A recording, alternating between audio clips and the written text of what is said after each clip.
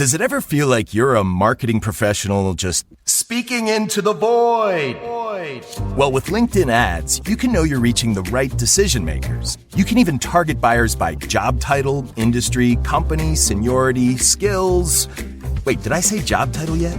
Get started today and see how you can avoid the void and reach the right buyers with LinkedIn ads. We'll even give you a $100 credit on your next campaign. Get started at linkedin.com/results. Terms and conditions apply. This is Paige DeSorbo, the co-host of Giggly Squad. I have exciting news. McDonald's has all new McCrispy strips. It's chicken made for dipping. Tender, juicy white meat chicken with a golden brown, peppery breading. It's chicken so good it deserves its own sauce. The creamy chili McCrispy strip dip, a sauce that's creamy, savory, and sweet with a little heat. But it works with any of our sauces.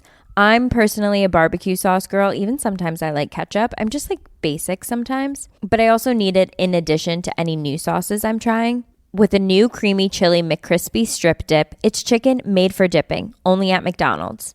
We all belong outside. We're drawn to nature. Whether it's the recorded sounds of the ocean we doze off to, or the succulents that adorn our homes. Nature makes all of our lives, well, better.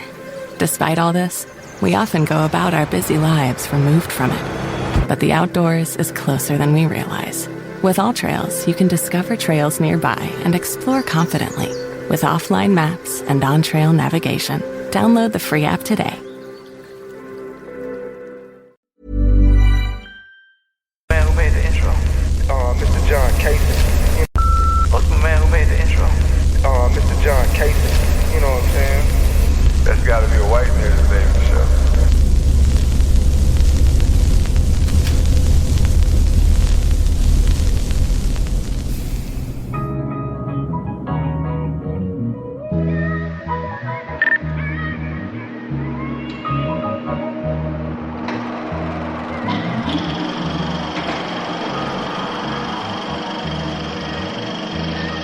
You better wait here. I'll be back in 10 minutes.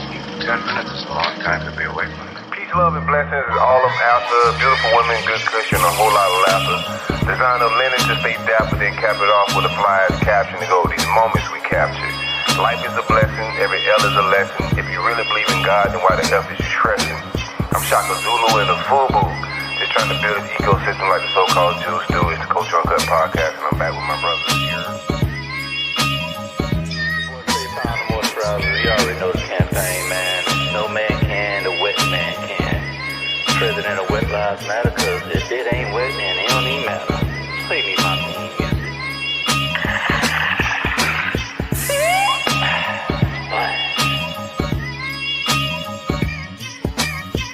Hang out a little bit, man. Everybody that's hanging out with us, make sure y'all engage. Vibe with us a little bit. Ducking the self-hate and don't care who discriminate. I determine my fate, only the real gonna relate. It's the Culture Uncut podcast. I'm getting with the family here.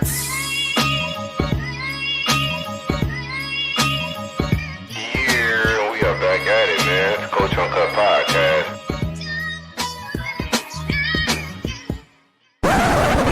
My man Casanova over there on the West Coast. I should tell like how you kicking the vibes. But he brought this shit. And I should tell like how you respond. He brought this shit.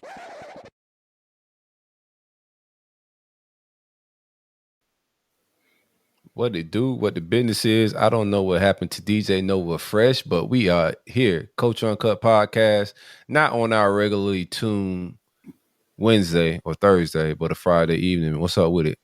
Welcome back, Mr. Make the culture great again.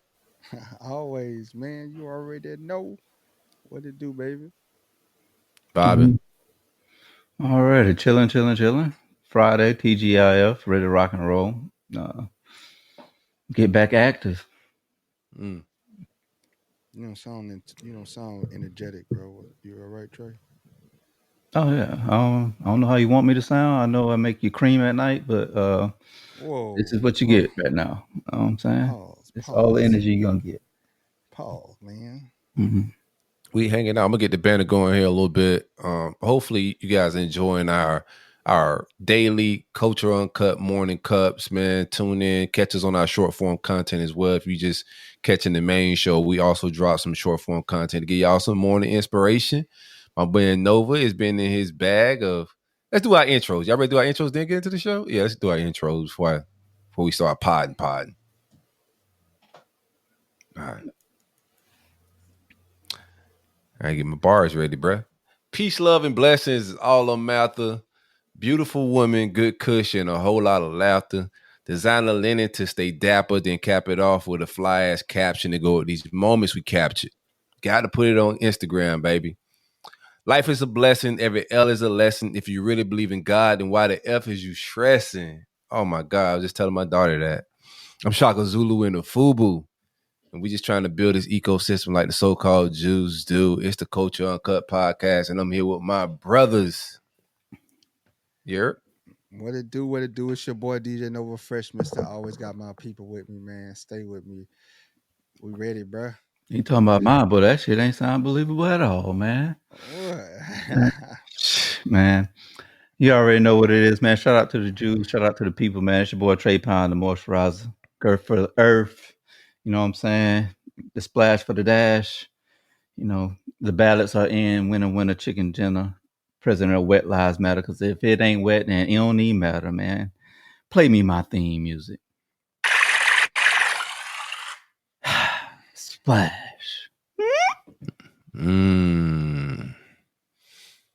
So how, man, let's get into it, man.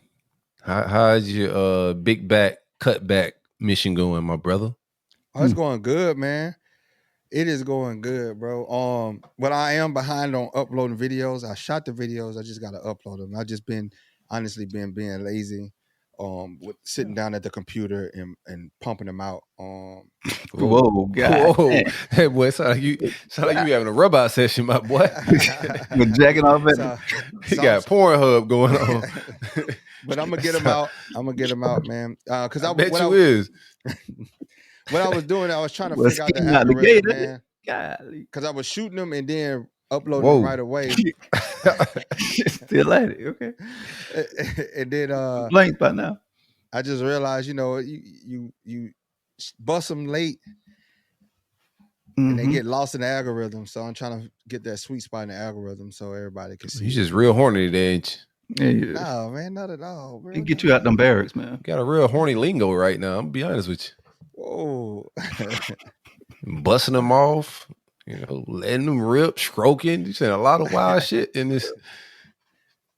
Excuse me, I ain't mean to curse. I ain't mean to curse this early in the show, man. Trying to get better with that. Moms, I know you're listening. Appreciate the love. Yeah, man. But no, just chilling, bro. Hey, did I ever tell y'all about Portland, man? Mm-mm. Bro, Portland is probably like the weirdest place I've ever been in the United States so far. Yeah, it's just weird, man. I felt, you get that, you walk into a place and it's like nobody in these establishments, every establishment I went into, and it's kind of like you walk in and they show you what they want to in the front, but it's some real stuff going on in the back. My type of establishment right there. I like those type. I frequent places like that. Oh yeah. Like everybody that Portland now. Now everybody that worked there, bro, it's like happy end is in the back, bro. You can't be doing that out here in the lobby. Yeah, because it was like when I order something, they show that's what you want. It was like they was waiting for me to give them a code word to open up whatever they had in the back, bro. But then like people just weird everywhere. They had ponytails, like dirty, dingy ponytails. Fingernails painted, bull nose rings, piercing. You really observant.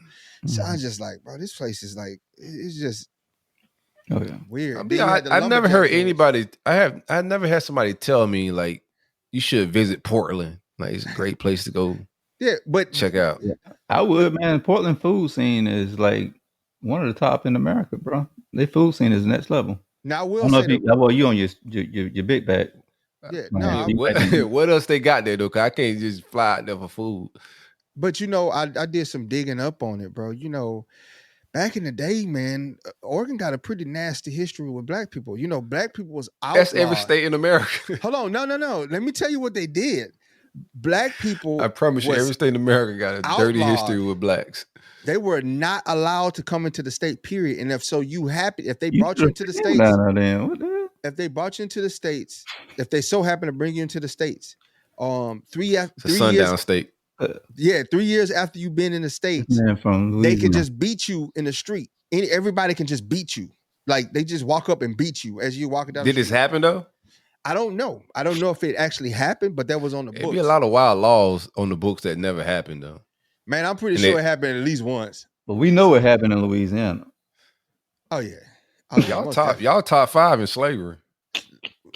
Mississippi number 1, Alabama sure. number 2, Louisiana probably for number sure. 3. 3, yeah. Yeah, y'all 3. Georgia probably 4. Yeah. Florida 5.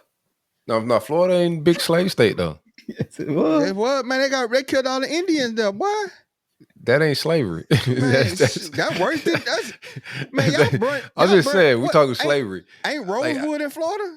Yeah. Yeah, that's still not slavery. That's hatred. Y'all, but that's still though. That's no, it's a hateful state. Like it's still like that, right? Just like Louisiana, still like that. But we talking slavery. I said y'all a top 5 slave state, and y'all are top 5. Florida ain't no top 5 slave state, bro. Nah, they number 5. They hold that number 5. No. I think I take both Carolinas. Both Carolinas is over us, and Virginia over us. Are you kidding me? Listen, y'all still got like almost a Confederate flag in y'all flag. Oh yeah. Still got the bars. Ain't there like ain't no Confederate flag in our flag, boy? I got a state of Florida hat over here. Pull it up. Pick it up, bro. They got the bars. That ain't from the. Y'all just missing the stars. Dog, it ain't even the same color or nothing, dog. Like it ain't got nothing to do with nothing, man. It's if you do like that. You one of them people that want to take the statues down. I could tell. Yeah. You like that? No, I think that's corny. I think that's corny, man. Lead them hateful people up.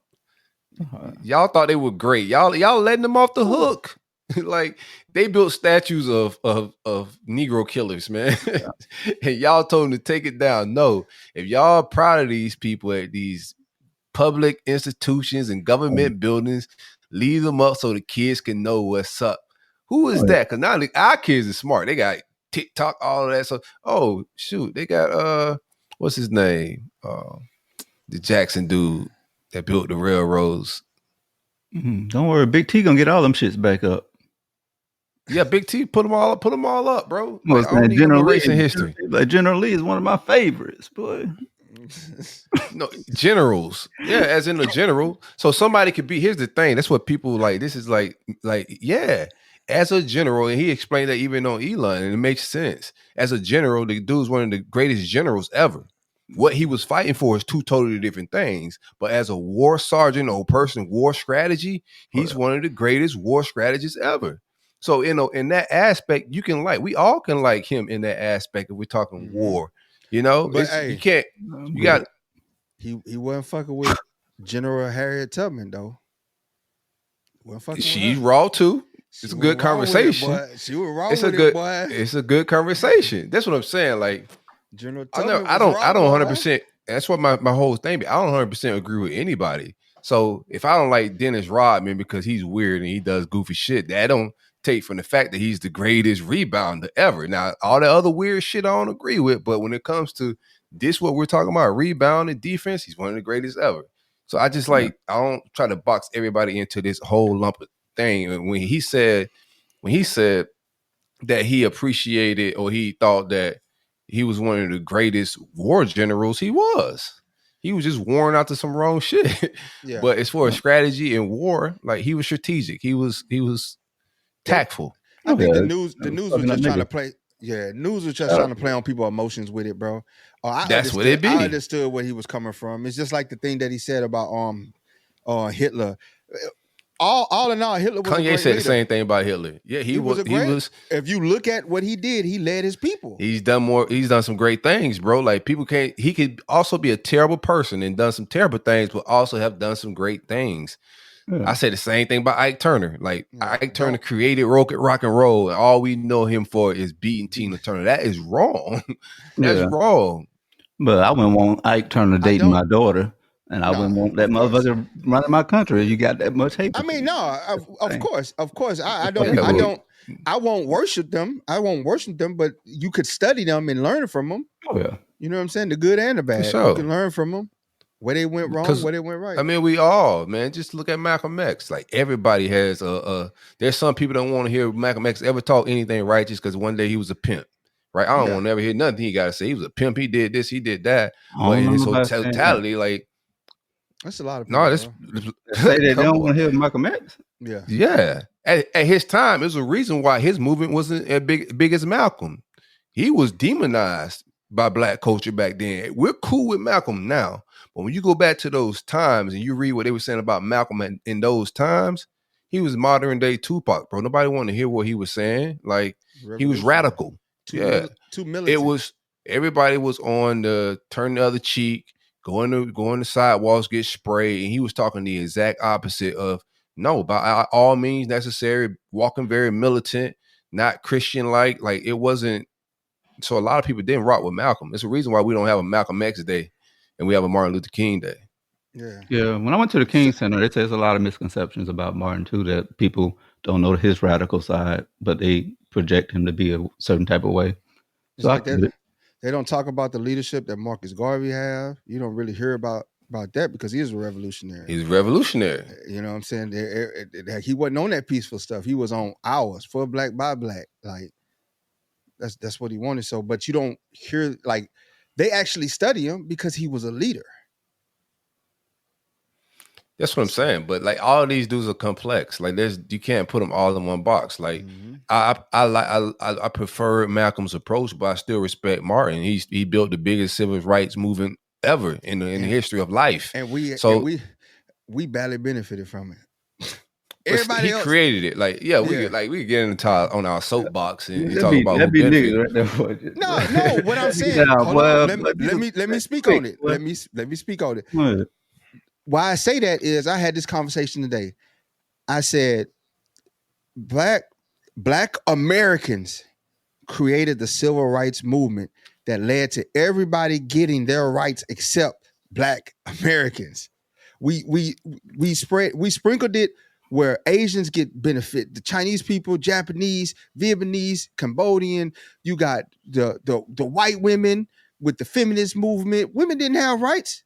The civil rights came along and spurred and birthed everything for everybody. And what? It birthed everything.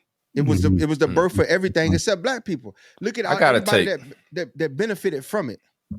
I was thinking about this other day, bro. You know, just thinking about Martin, Malcolm, all them boys, man. I like to read and reflect and just watch old stuff on them dudes, man, because they, especially in times like this, people don't realize we live in historic times. Every day is historic, but we definitely living in some very life-changing historic times that's going to shape the world in drastic ways. You know what I'm saying? Mm-hmm. So I just think like a lot of those groups you named, they was asking for their own and not to be with.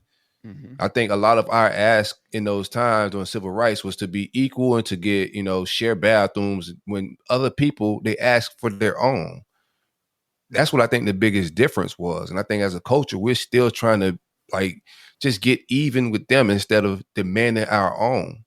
All those other groups you're talking about demanded their own, not to be equal with white people and try to, no. I think that's the biggest difference. That's my take from it. That's the biggest difference. You're right. They got Chinatown, they got Japanese town, they got Koreatown, they got all these towns. They got Dearborn, Michigan, where it's like 90% Arab. You know what I'm saying? Like they got their own sections of these cities and the populations, and they're power players.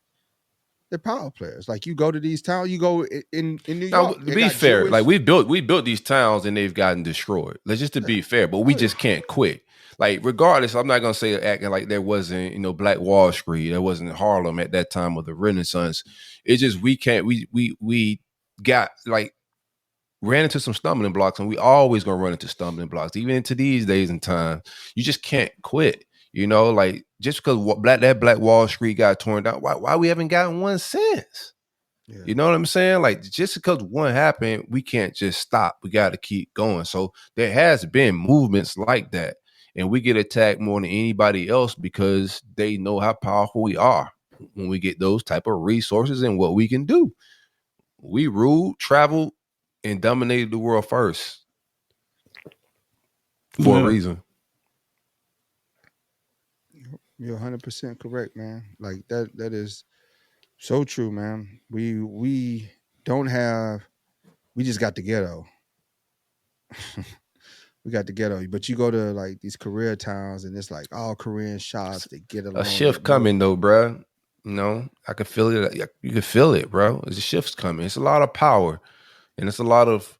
That's why I was like, in these times, bro. Like, we should be excited. It's just too many people depressed and down. Like, bro, these are life-changing times. Like, the world is literally changing in front of us. What work is gonna be, what money is gonna be, what currency is. You know what I'm saying? Like, even the way Trump is shaping up his office. Like, look what he's putting in the White House. Like, straight up, his innovators, and it's. I'm not saying it's good. I'm not saying it's all good, but it's life changing and revolutionary things going on right in front of us, bro. Like, these are huge shifts in the world. That's what And I we told shouldn't my be in these times. We shouldn't be sad. No, this is opportunistic time, bro. Get your rifle out. Be hunting ideas, finding your space in the new world. You know, like, etch out, bro. As technology and times change, opportunities arrive. You know, you got to be on your toes and get innovative in whatever you're passionate about, and try to find, something you want to build and get to it. But this is exciting times, dog. Yeah, they just showed you how the Investing, rich get whatever. richer. They Yeah. showed you, that's what I was telling. Like, a lot of this stuff, people just got to learn the rules of the game and play to win. And we talk a lot about self-preservation. You just got to focus on yourself and what's going to put you in a better spot. A lot of stuff is going to impact people when it comes to these taxes. Taxes are going to get higher, and you just got to figure life out. And it's going to be tough because the way inflation is going to rise, I don't think a lot of people are really like, no, like, No, they feeling it now. nah, Yeah. it's gonna hit hard, especially when a lot of these jobs and shit get cut, and then prices for of goods and sure. stuff go up. They talking about taking 1.5 million government jobs and contractor jobs off the books, bro. That like, dog, that's a great shift in the economic system, bro. That's like, I do like what you're talking about. Like, the whole cabinet that he created with government efficiency, spending efficiency, and that's what it needs to be. It needs to be. But this is a whole new branch that he's just creating. So and this is where Elon, he's saying he's gonna have like a weekly, catch up on the efficiency of what the government spending as funds, where we're allocating things at. Because now a lot of times we don't, as people don't know, bro. When they start reading down a list of what billions of dollars go to from this country, you'll be surprised of like, why are we allocating those breads? And there's no transparency. Like, all of this that they're saying they're gonna bring, because sometimes politicians lie, but they already in. So I don't know why they got to lie if they already in. But what they're saying right now is they bringing all this transparency. I think that's just revolutionary times. Like, and that's what Trump has been about this entire time. If he haven't been about anything, is saying how politics actually work. Like saying, hey, I cheated the government. I got tax breaks. And I'm doing it again. I'm showing you how the rich get richer. Like I appreciate the transparency. I don't want to be lied to. Bro, they about to. Hey, could you show imagine? Me what it is? Could you imagine? He did. You sit there. No, I'm talking about you sit there and you find out you're getting fired on Twitter, like X, because he say everything's gonna be on X. He's like, and you can submit like suggestions, ideas to him on X. He said he's gonna be posting everything on X. It's like basically they're gonna be going live and being efficient. Why is this bad though? That's what I'm saying though. Like, I think that's dope, dog. Like, I'm not saying you think getting rid of the Department of Education is dope. I don't think so. No. Here's the talk about it. But here's the conversation. When they get down to the bones, because when he get in, they about to make all this transparent. We're spending the most in the world in education, and we're like towards the bottom. That is a problem. For us to be spending more than everybody in education, we all like public schools isn't nothing to cry home about. Our teachers aren't getting paid like that, right? But we're spending the most. Our teachers don't get paid the most. That right there itself is a problem. For us to spend the most in education, where's the money going? Why other countries pay their teachers more? It doesn't add up. So the money's got to make sense. And they need to get transparent in that department. So pushing it back to state and just realigning it and doing something different with it But what it has been is a whole bunch of money getting spent, education system not getting better. And nobody's really talking about a shakeup, changing the way all this flow, the way we may spend money. Maybe we could spend the money better. None of that's being talked about, man. Now it's like a decent conversation being had when these things start happening. We'll see how it all plays out. But I don't think he's just saying fuck education. No, it's more than that. And that's what they're selling. That's what they're selling to the people, though. Like people are like when they just read, "Oh, he cut the education department." That's a very short tweet. No, he's cutting. There's a lot of money, billions of dollars are being spent in education, and we are towards the bottom. The most powerful, smartest country in the world is towards the bottom of education. That is a problem. I think especially in our community, because black boys is real low on the totem pole when it comes to this education stuff. Look at black boys and where we at and where we test at. Yeah, it's alarming for me. So shake this shit up a little bit. I'm with it. It can cost us. The thing, man, the thing with it is we aren't focused on being progressive in what we teach. They're just teaching to test. They're just teaching to pass the standardized test. They're not getting into the STEM. People have been telling them years and years ago, hey, just switch it to STEM. Quit this, sit them down and teach because the people that's running the politics, these kids not in these schools. They kids in the private schools. Our kids are in the public school system dealing with whatever they got laid out for us to just pass these tests. Private school kids ain't got to pass these state standardized tests. They're being taught more progressive things. That's just the facts. What I'm talking about is like when you get down to the bare bones of when you push that back on the state, that's going to raise your taxes. Here in Georgia, one of the highest taxes is education. So based on your district, it depends on, they're just going to price you out. Like you're going to have to pay for a better education is what they're going to do. Like if you can't afford to live in your neighborhood. They're not going to get, so what they're going to do is if you want to homeschool, like they've been doing now, if you want to homeschool, they're going to give you vouchers to homeschool. Instead of sending it to your school, they're going to give it to you to teach your kid. Yeah, but how many people willing? And they also got the charter schools. They give money to charter schools, and you can get. I don't know if they're gonna give vouchers to private schools or whatever, but everything's gonna be pretty much voucher based. Yeah, and that's what. Eventually, man, it's gonna go. They was all testing us out during the pandemic. Eventually, it's gonna go to everybody being at home and a computer and the AI. Eventually, that's what it's gonna be. A lot of things they was just testing us out during the pandemic, but I think it goes back to that. And like you were saying, the homeschooling and allocating funds like that, it's just, to me, like, I don't think there's a right or wrong right now. So I just would like the energy I try to just give to the people is there ain't nothing to be afraid of. Just be open-minded and let it play out and be mindful, but afraid, bro, like our ancestors fought through civil rights. They was getting sprayed down, like real fearful things. This shit ain't scary. None of this shit's scary, bro. All this shit could be figured out. So they spent a total, their budget was a total of $238 billion. And that's broken down between 10 departments in the Department of Education. And the biggest spender was Office of Financial Student Aid. So you're talking college. Okay. Yeah. They spent the least on Department of Management and Office of English. Some countries offer free college education. Yeah, that's what we need to get to, man. Because it's cricket. All of it's a scam, bro. We gotta go to college. I'm not saying college, but the system is a scam. It is. Well, you got to set up in a way that Bibles in there too. The Trump Bibles.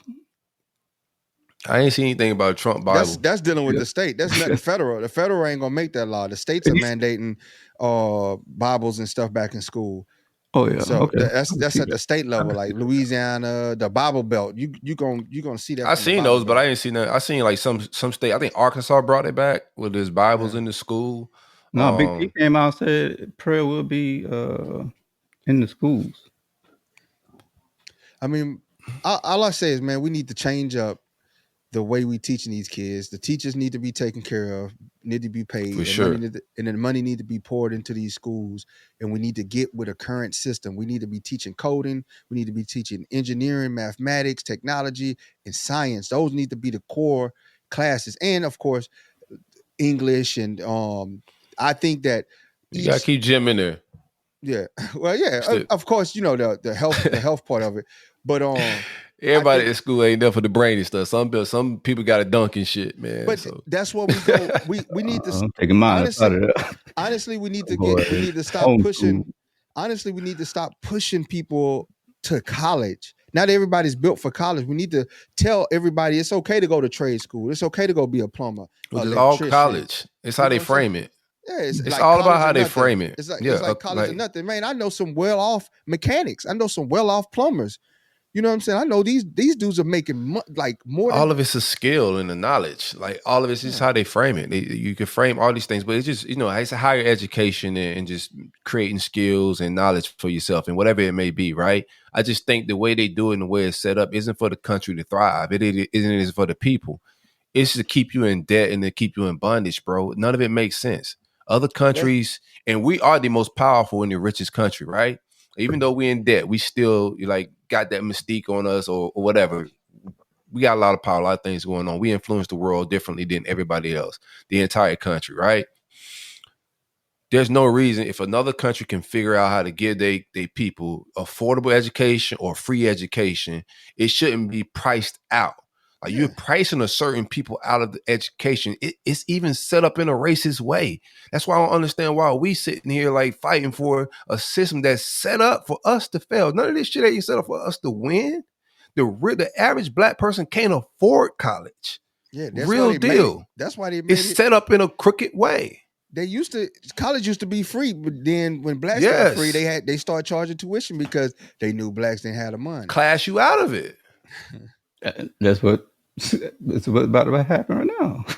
It's already happening to us. It's already happening. I'm just looking at the wealth gap, how much money, just billions and trillions of dollars have been went to different. But listen to this. Listen to this. If you've been paying attention for a while, the head of these big companies like Google, Elon's been on it, and Trump even said it. He said that we're going to make it to, and Kamala even said it. We're going to make it to where degrees don't matter for jobs. Degrees don't matter for jobs because if you look at it, I know a lot of I know more dumb people with degrees than I know people without them. What? Degrees don't make you smart. Degrees don't make you smart. He got a degree, so he knows something. Degrees don't make you smart, bro. It's just You say you know more dumb people with degrees than people without it. I don't know about that. I don't know where you got that stat from, boy. I know a lot. That's a crazy stat. I don't know about that one. Bro, I know some dumb. Hell no, man. Hell no. I'm gonna say a degree doesn't equate to intelligence and a lot of a lot of life skills and emotional intelligence. Degrees can't really bring in that type of stuff. You could be book smart and not really get emotional intelligence is almost a different learned skill or a talent. Some people are born with it. Some people can learn it, right? Yeah. So there's certain, and it's intelligence isn't just going to get an A or a degree. It's deeper than that, bro. Okay. Right. So I get what you're saying, but you at home and not read 9 times out of 10, you go to college, you got to read a book, and there's more ignorant people in the world not reading books. Man, it's some they just go to college, man, and the professor don't care, man. They pass you a C. You just need a D to pass. No. I ain't down that. I don't know where you been, but it's a lot. I've been on the streets. I was on the streets, boy, and it's some retarded. Yeah, boy. We talked about them on this show. We talked there's a lot of people that had small classes. And they probably had a degree. Get out of here, bro. No, these boys ain't had no degree. That's what we talking about. They could have used one. They could have used at least another year of high school, a 13th year or something. They probably didn't even do the 5th year of fifth year of school. Well, so I see you got your boy. What y'all been talking about at the MAGA meetings? Y'all been lit over there? Man, that boy. You got RFK, man. What's up with it? I mess with that pick. A lot of people don't like it because they're like, oh, he's going to do away with vaccines. I don't think he's going to do away with vaccines. He's going to do away with some of the mandates, but he also going to clean up how they've been cutting corners on some of these vaccines. So the data's there to show you that the vaccines work, right? But also they changed the chemical makeup to get more profit out of these vaccines. They added fillers and things to these vaccines, you know what I'm saying, that now coming to question the effectiveness of these Man, vaccines. you ain't no Dr. Fauci, man. You don't know what the hell you talking about. That boy going to prison. That boy going to prison. Let them have it. But nah, man, I just feel like that's what RFK said. He said, "What Fauci at?" He tweeted that. What Fauci at? Tell him we're looking for him. That's crazy. Yeah. Nah, I think it's a good thing because he's gonna get rid of the chemical dyes in the food. Like if you sit down and just read what you eat, bro, there's no way possible this is actual food, bro. It's a chemistry set. It's a chemistry 100%. Set. It's a chemistry set. I read the label of everything, but once it starts saying laboratory engineered, I know I'm out of here. You know, but you talking all this shit about food, but you the main one that will go eat the most randomest. Like you ate a fucking what that shit he ate at the doggone restaurant in Florida, bro. You ate a fried McRib, and boy, that's a lot. Now you. Come on, you're man. talking about what rib? You talking about right now? You ate a fried McRib. That wasn't fried. A fried egg roll rib. A rib. They ain't put no ingredient. It was a riblet egg roll. That was an ignorant ass egg roll, fam. Pig is a pig cut it. That's meat. Man, RFK, put some season on it. Here, man, you took a Asian dish and got some barbecue black ribs chopped up American style and put in, and they called it riblet egg roll. And you ordered that shit with all the faith in the world like it was going to be delicious. I say, bro, this man is uncleansed, dirty man about to get a piglet egg roll. That thing came out so nasty. My boy bit into that. Hey, manager. Well, you ordering that. Let me know you ain't reading the back of shit before you. Yeah. Yes, I do. What you talking about? I'm with Trey on this one. No, you ain't reading no labels. I do. It's meat. I read it's meat. It was supposed to be meat, cheese, and sauce in there. You order ribs from a place that you don't smell no barbecue smoke from. We pulled up. We ain't smell nothing in the parking lot. We walked inside. And was like, man, ain't no smoke in here. Like this is a barbecue spot. And then you ordered ribs without smelling no charcoal, no wood burning, bro. There's no way you read the back of a label. I ordered rib egg rolls. That's the difference. I ain't ordered no rack of ribs. Your cousin ordered them rack of ribs. Yeah, he did. Your cousin ordered them. I ordered the dolphin sandwich. That's my dog. I ordered a dolphin sandwich. Okay. No, you ordered the ribs for appetizer. That was your appetizer. That was the egg roll. He got the rib. He wrote the riblet egg roll. Yeah, so they picked the meat off there. Now, I got the dolphin sandwich like y'all got. We all got the dolphin sandwich. Man, that shit was terrible. That shit was horrible, boy. That was not a dolphin. That was They gave us a manatee. They gave us some tilapia. They gave us some swally. Like penguin. I don't know what they gave us. What? They gave us some swally, boy. That was not. Oh, man, that was crazy. Oh, y'all watching Spec. Yeah, shout out Jasmine running. We watching the fight. Yeah, I got Mike, man. I ain't going. I'm not watching. Mike been talking crazy all week. Mike said he hunched a girl with AIDS and didn't catch it. If that's not a cry for help, I don't know what is, man. You know what, man? When people start doing stuff like that, man, that means I think their time is coming, man. I hate tonight. Tonight. Bruh, he said him and his boy gonna knock the dust off my head, man. Pause. He said him and his boy slept with a girl who had AIDS at the same time. His boy got AIDS from the girl. They both died, and he didn't get AIDS, and he went raw. He got it. He added raw, and I went raw. And he couldn't beat Holyfield, but he beat AIDS. That's crazy. Did you see the girl? Did you see the interview with the little girl? Yeah, that was crazy too. Mike, it's a cry for help. I wouldn't say it's crazy. It was just too real for the audience. No, I know. No, it was not. I know dementia when I see it, boy. No, that's some shrooms setting in on Mike, man. He taking a little bit too much of that venom, toad shit, psychedelics. But I get what he's trying to say, right? Because she asked him about his legacy. I think it was a good conversation. So the young lady asked him about his legacy, and how does the fight pertain to it? What he wants his legacy to be when he's gone. He said he don't believe in legacies. You're here, you're gone. We're all dust. I understand what you're trying to say, Mike. You're being super selfless.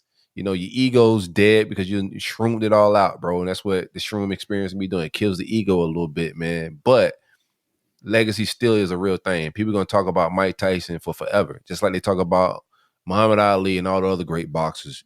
You leave a track record, and this is life in general. You leave a track record when you're here, and people are gonna talk about it when you're gone. That is your legacy. Like legacies are a real thing. It don't have to be ego driven. He's just ego dead in a lot of aspects. So he was just being weird. Yeah, I think she caught him at the end. I think she caught him with the right hands. Yep, y'all gonna get caught with the same punch. I think she caught him at the end of the day. I think she caught him at the end of the day. And he was fed up. And he just is like, man, I'm gonna just give it to her raw, bro. Whoa, man, that's a kid. Whoa, you can't get to the kid raw. I'm gonna give it to her unfiltered. I'm gonna give it to her unfiltered. What's this? No, that's a stat that came up. I want to ask y'all about. We can get to that later. Okay, my bad. I thought you had to fight or something. Y'all want to pop on the screen. I didn't know what was going on. No, I don't want to get copyright strike. I don't want to get copyright strike. Well, that's possible. I can see that. But no, I think I think Jake gonna eat that boy. I don't think he stand a chance, man. Might slap that man with that doggone that baby punch, bro. I was like, golly, man. That was wild. Y'all think that was a real punch from Mike? Or y'all think he got more in the tuck? He got he might need to go do some old man shit. He need to go do some shuffleboard, some bingo, some golf. He need to do real calm granddaddy shit. He a granddaddy, bro. You can't be out here fighting shit like that when you that old, dog. Do you want to take a punch right now in your 40s? No, man. Exactly. I don't want to take a punch, period. Exactly. What the hell wrong with Mike, man? He's 67 years old. Go sit down, dog. Do some granddaddy shit, bro. Yeah, man, he about to get demolished on Netflix. Billions of doggone people finna watch this. And this gonna be scripted. I don't think they're gonna let Mike get killed in real life in front of us like that, man. That man said he just got disrespected. I hope it just take one punch, man. I still believe in Mike, bro. You think a 60-year-old can knock you out? I don't give a fuck who it is. I'll beat Mike ass right now. I'll beat Mike ass right now. I promise you. Old granddaddy, man. He just slapped Jake Paul all his might, and Jake Paul ain't even flinch. He ain't slapped. He know how he got control. He's a professional fighter, bro. He got control, bro. No, the man came up from a monkey stance. And Mike Tyson was supposed to hit him with the power of Kunta Kinte, man, you can't Muhammad Ali, Malcolm X, Tupac, Nipsey Hussle. He supposed to hit that man with the power of Jim Brown, everybody black that ever done anything. Marcus Garvey. Yeah. The man did a monkey stance. Straight up, he might hit him with everything he got and nothing but. I beat Mike ass right now. Yeah, all right, bro. All right, man. Man, look, Mike, you let them doggone little clips in his drawers fool you. Mike ain't got it. He got it. You the only dude that be seeing Mike Tyson in his drawers, bro. He just slapped the man in the drawers. What the hell? Come on, now. You do got all Mike drawers algorithm. But then Mike just slapped the man in his drawers. Mike, you know what? He seen that before it happened. Remember, he was talking about that a long time ago. Yeah. Trey brought that up. Trey he said Mike slapped somebody in his drawers. He's seen it on video on his algorithm. I mean, this is definitely staged in. Yeah. You think so? Trey, you on the inside and you ain't tell us? Trey on Mike Tyson OnlyFans. Might be. I mean, Nova had the laptop out, jacked out earlier, so you might be on that too. Oh no! Don't be trying to. You already had a fight. You already had a fight going in the background. You came in talking about busting and everything else, so you might be right there with me. That's why your ear hurt. Mike hit you earlier.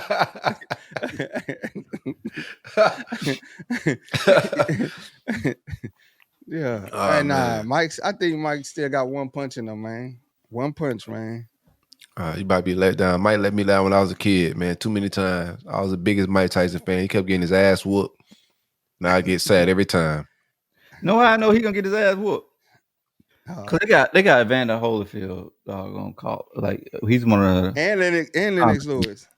Yeah, so that it's a setup, bro. Mike about to get his ass whooped. Childhood hero about to go down in flames. No, that ain't my childhood hero. I watched him die in front of me a little bit.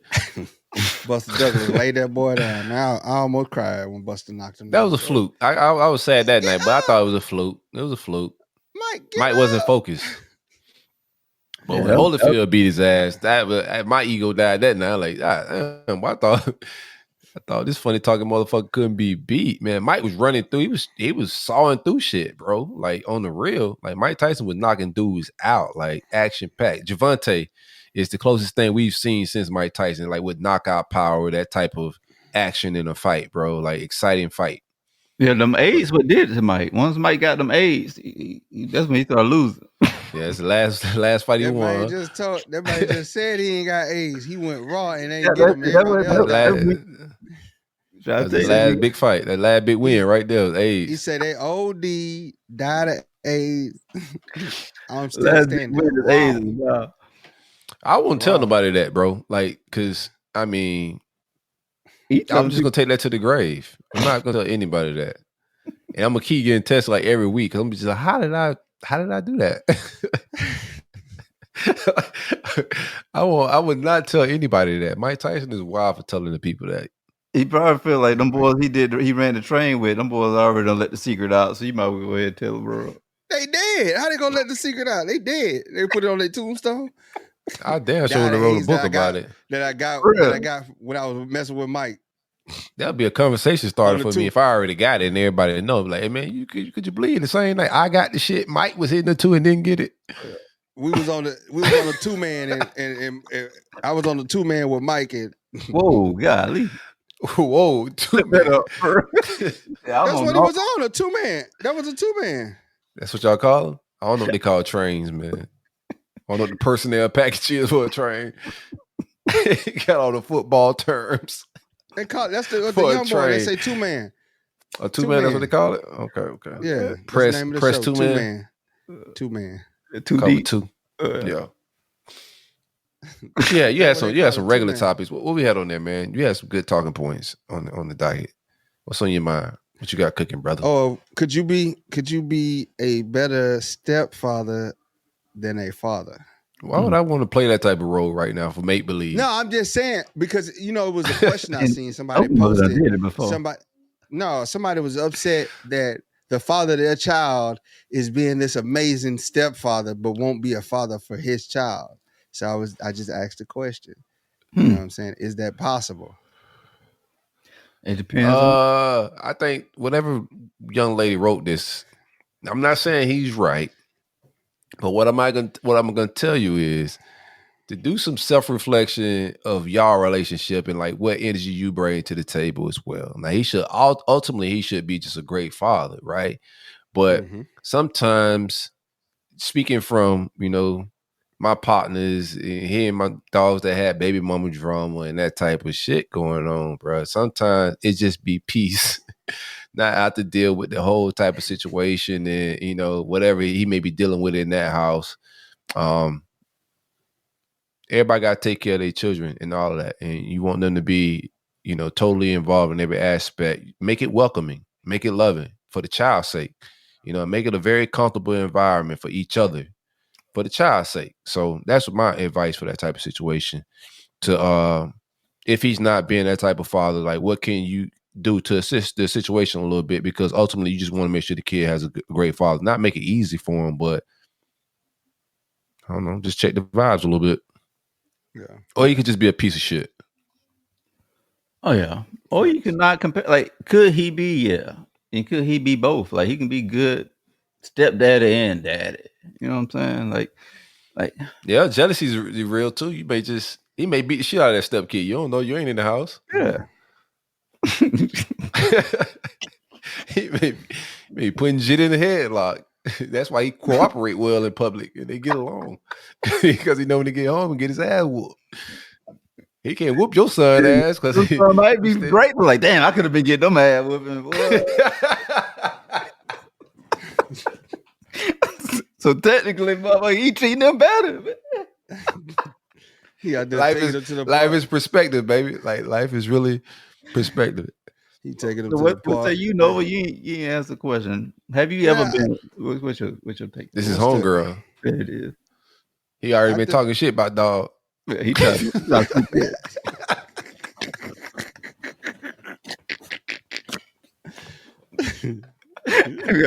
you have a plot twist on the motherfucker. Plot twist. 75 hard, yeah. I'm out here with my stepson. Yeah, I took him to the game, but I ain't take my real son to the game. Hey, Trey crazy, man. Oh, I ain't got time for y'all. Hey, Chi ready for the call. Oh, she ready? Man. Yeah, Chi said, "What's up, man?" What up, man? I'm about to call you, Chi. Bro, I appreciate that topic right there. That was good. I need that laugh. Whew. He got them boys in the chamber. He got them 75s in the chamber. We about to see it.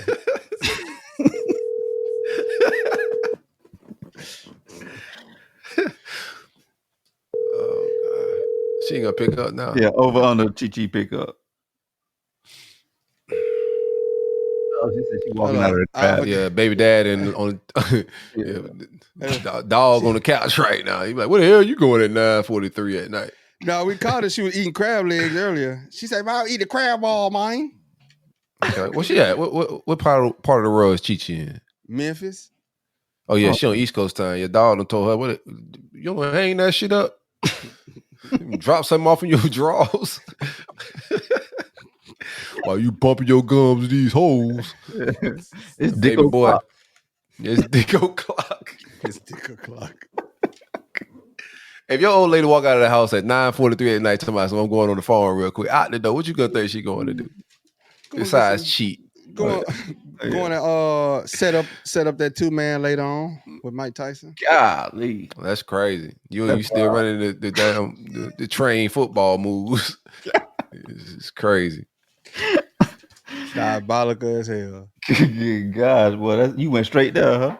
Straight to hey, it's gonna be worst case. It ain't nothing good. Why you got to leave the house, talk on the phone? You should be able to talk in my presence.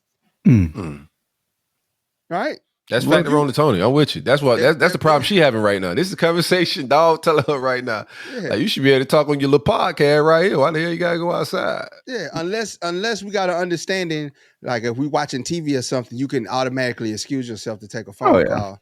You know what I'm saying? But if somebody call you and you don't, usually you like, hey, this is what you calling from work. Let me go take this. And then usually you come back and be like, yeah, they called about this, da-da-da-da. But if they get up and don't say that and come sit back. You know why I'm gonna be like straight up. I'm just gonna be like, what up, Chi? What the hell kind of mercy it could be for you to get on the call when they can't just text you? Trey, I can stop talking shit. I was eating crab legs with my homegirl. Oh, I ain't know she got it. Yeah, you eating it. Where you from? You from Memphis? I'm from Memphis, but I'm in Columbia. Oh, you sound like Glorilla. Yeah, I like that accent. They're going fire. Please. Real big glow. Yeah, glow. So, hey, yeah, glow. We got a question. We had a question earlier. We asked if can a man be a better stepfather than a dad, actual father? Honestly, yes. And I say that because my daddy honestly wasn't shit, but my stepdaddy, he took care of me and he stepped up and didn't skip a beat. Why you doing your dad like that? Yeah, I feel like I gotta speak up for your dad. I feel like Mr. Chi, if you listening, man. My daddy, he's straight now. Like being grown, we straight. Like we got a nice little relationship. But at first, like I feel like he started off wrong, getting my mom pregnant at the age that he did get her pregnant. Whoa! Don't do your dad like that on here. Don't do it like that. That's not like Trump cabinet. Hey yo, it is what it is. What age? You statutory rape? Bruh, my mom was 16 and he was 23. Oh, yeah, that's some Trump. He's trifling. Your dad was a dope boy. I'll be honest with you. So if that would have happened to me, I'm gonna tell you the difference between a man and a woman. Like, you actually care about that, right? As a man, right? I wouldn't be mad at my dad if he got my mom pregnant at the same age gap. He should still be my daddy. Damn, you caught her soon as she was like walking to her damn 11th you grade went class. There? Why you care? That's how you got here. Look. That man caught her and he was in that BMW with the gold. That's how you got here. If your dad wasn't being a pervert, he wouldn't be here. It might be like a totality of everything. She probably saw like other stuff, that other factors that, like, if he was there and active, then it might be different. But if you there and you like, Yeah. When did he come Still gotta around? If appreciate you don't life, mind his man. accent, when did he come around? Man, he used to come pick us up from my grandma's house. But what's crazy is that he was a 23-year-old preacher. oh golly, Oh, in Memphis, he a pimp. This is He wasn't a interesting. preacher. He was a pimp. I was on He his was a side pimp. till you said preacher. Now I'm with you. Like, He yeah, a pimp. He was a gotta pimp. keep an eye on this guy. He was a yeah, pimp. that boy baby TD Jakes, ain't he? If he in Memphis Once and you he say preaching, he a preacher. pimp. He had the youth party at the youth group Friday youth night trying to He laying hands. He laying hands, all right. what they call it, Halloween night at church? Hallelujah. Hallelujah. Yeah, the hallelujah. Yeah, the hallelujah night hollering at your mama. She's 16. He the preacher. He had the shirt. Hey, then she was I- yelling, double cheeked up. Oh, baptized. Your mama got them cheeks, huh? Nah, she was thick as hell. Still is. Damn. Okay. Shout out to Mama Chi-Chi. That boy was praying. Let me ask you, was y'all side kids? Did he have another family? Because he was a preacher. Did he have another family? Or was it? You know, he didn't. He didn't. He brought his girlfriend home when I was like, I think I was like 12. And then he brought like this little fat ass boy that was with him. And I just seen he stopped taking us to the Grizzly game, started taking him. So I really automatically didn't like him, Grizzly his tickets and all, mama. Yeah, because we was going to see wrestling. Like he was taking us to the WWE little events and stuff. Damn. And he just automatically started taking him. He was like, "This your brother. This ain't my brother, man." Y'all try therapy? Like real talk, like no jokes in this shit. Y'all try No, therapy? we did not go to with your pops? therapy. He just used to always drop us out. We'll come I'm see saying us now. at my grandma's house. You ever thought about doing therapy with your pops now, just to vent out some of your grievances with them? There probably could be some healing there. You know what I'm saying? Honestly, the way I healed from the situation, I wrote a poem that really made him cry. I wrote a poem about him and how he wasn't around and like the shit that I had to deal with as a young woman. And I was just like, why weren't you there? Yeah. And I mailed it to him. And I actually read it to my grandfather before he passed away. And shit, I guess they got their mind straight. But he's very active now. Like, I love him. He cool. What does he say? Man. Like when you ask him like why, or, you know, why he came up short, what's his excuses? Like there's usually something. Did he give you any this is what I was going through? Was it mental health? Was it financially? Like what was his pitfalls? He didn't give me no excuse, but if he was, I would tell him to keep it because I'm looking at it in the fact that my father, which Michael, he passed away. He did not let my mama get in a way of coming to get me or being at every event, every recital, driving me to prom. He made sure that he was there. He was there with, you know, my dad. Yeah, my stepdad. He made sure he was there. So it wasn't no excuse. That's why. Shit. Yeah, and then that's doing Friday. He brought them with me. Your dad was still getting them. Oh yeah, he had the dog. We had a book schedule, man. That boy, he was told, "Hey man, this is what God led me to do, baby." So do you think what's some qualities did you some quality traits of yeah what? I think because you're a very spiritual person, dude, and your dad being a pastor, you think you got that spirituality from he your was father? I don't think he was so with my dad's side, I got the prophet. I got the I'm a baby prophet right now. And I'm only saying baby prophet because my great aunt is still alive, but she's the only other prophet on my dad's side. He's a prophet as well. But you know, shit. He was shucking and jiving. He look. What they call it? Backsliding. I pose this question. Can you be? Because I think this is interesting. Like, because some people would say, right, listening to this conversation, like, how is her father a prophet, but also a sinner and all these other things. I think you can be. I think there's both. I think you can have these gifts, like prophetic gifts, and still not be the holiest of holies, right? Yeah. You can mismanage your gifts and not use them right.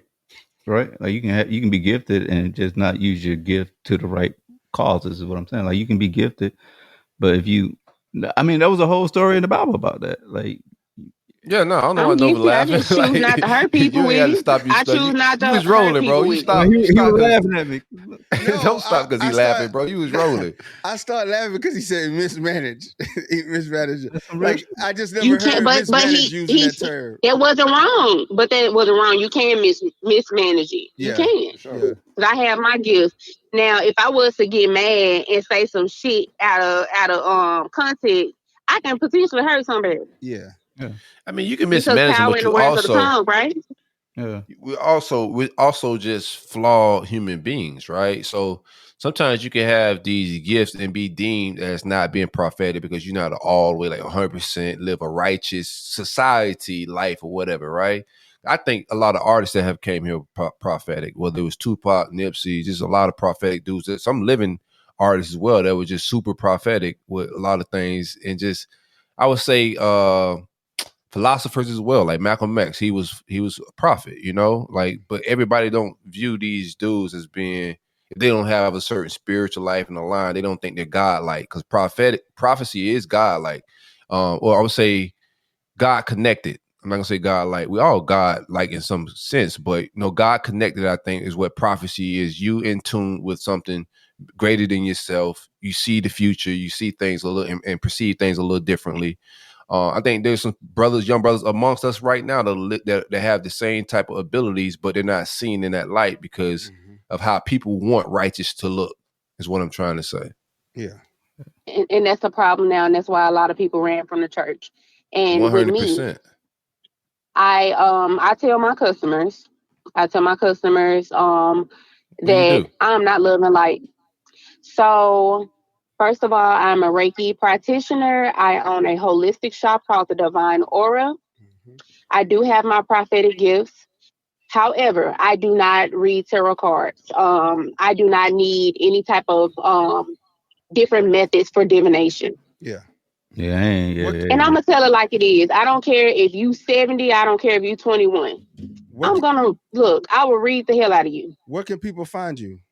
Yeah, I'm trying to find you. I'm trying to see what's up. Where can they find you? Okay. My website is www.thedivineaura.com, and my TikTok is the Herbal Hussy. Don't quote me. Oh, we better quote you. We like hustlers. Right here. It's the Herbal Hussy, and on Instagram I am the Divine Aura CO. Okay. What's some things you got? What's some services you offering? She just told you. Ooh, no, not. So I have apparel. See, she got apparel. That ain't no I have service. apparel, which I will be gifting y'all some apparel soon. Okay. I'm gonna wear it too. Oh Send yeah. it to me. Oh, you gonna love it. It's a protect your aura, man. Real Memphis. Oh yeah. Okay. Yeah. Real Memphis. It's a good sweater, bro. Y'all boys ever had a Reiki session? A what? Reiki. Reiki. I may fuck it up, but y'all ever had a Reiki session? It's a Reiki session. What the Reiki? Boy, You said it wrong. So this is the whole thing. Boy, yeah, it's a thing. Boy, you lay down. Listen, okay.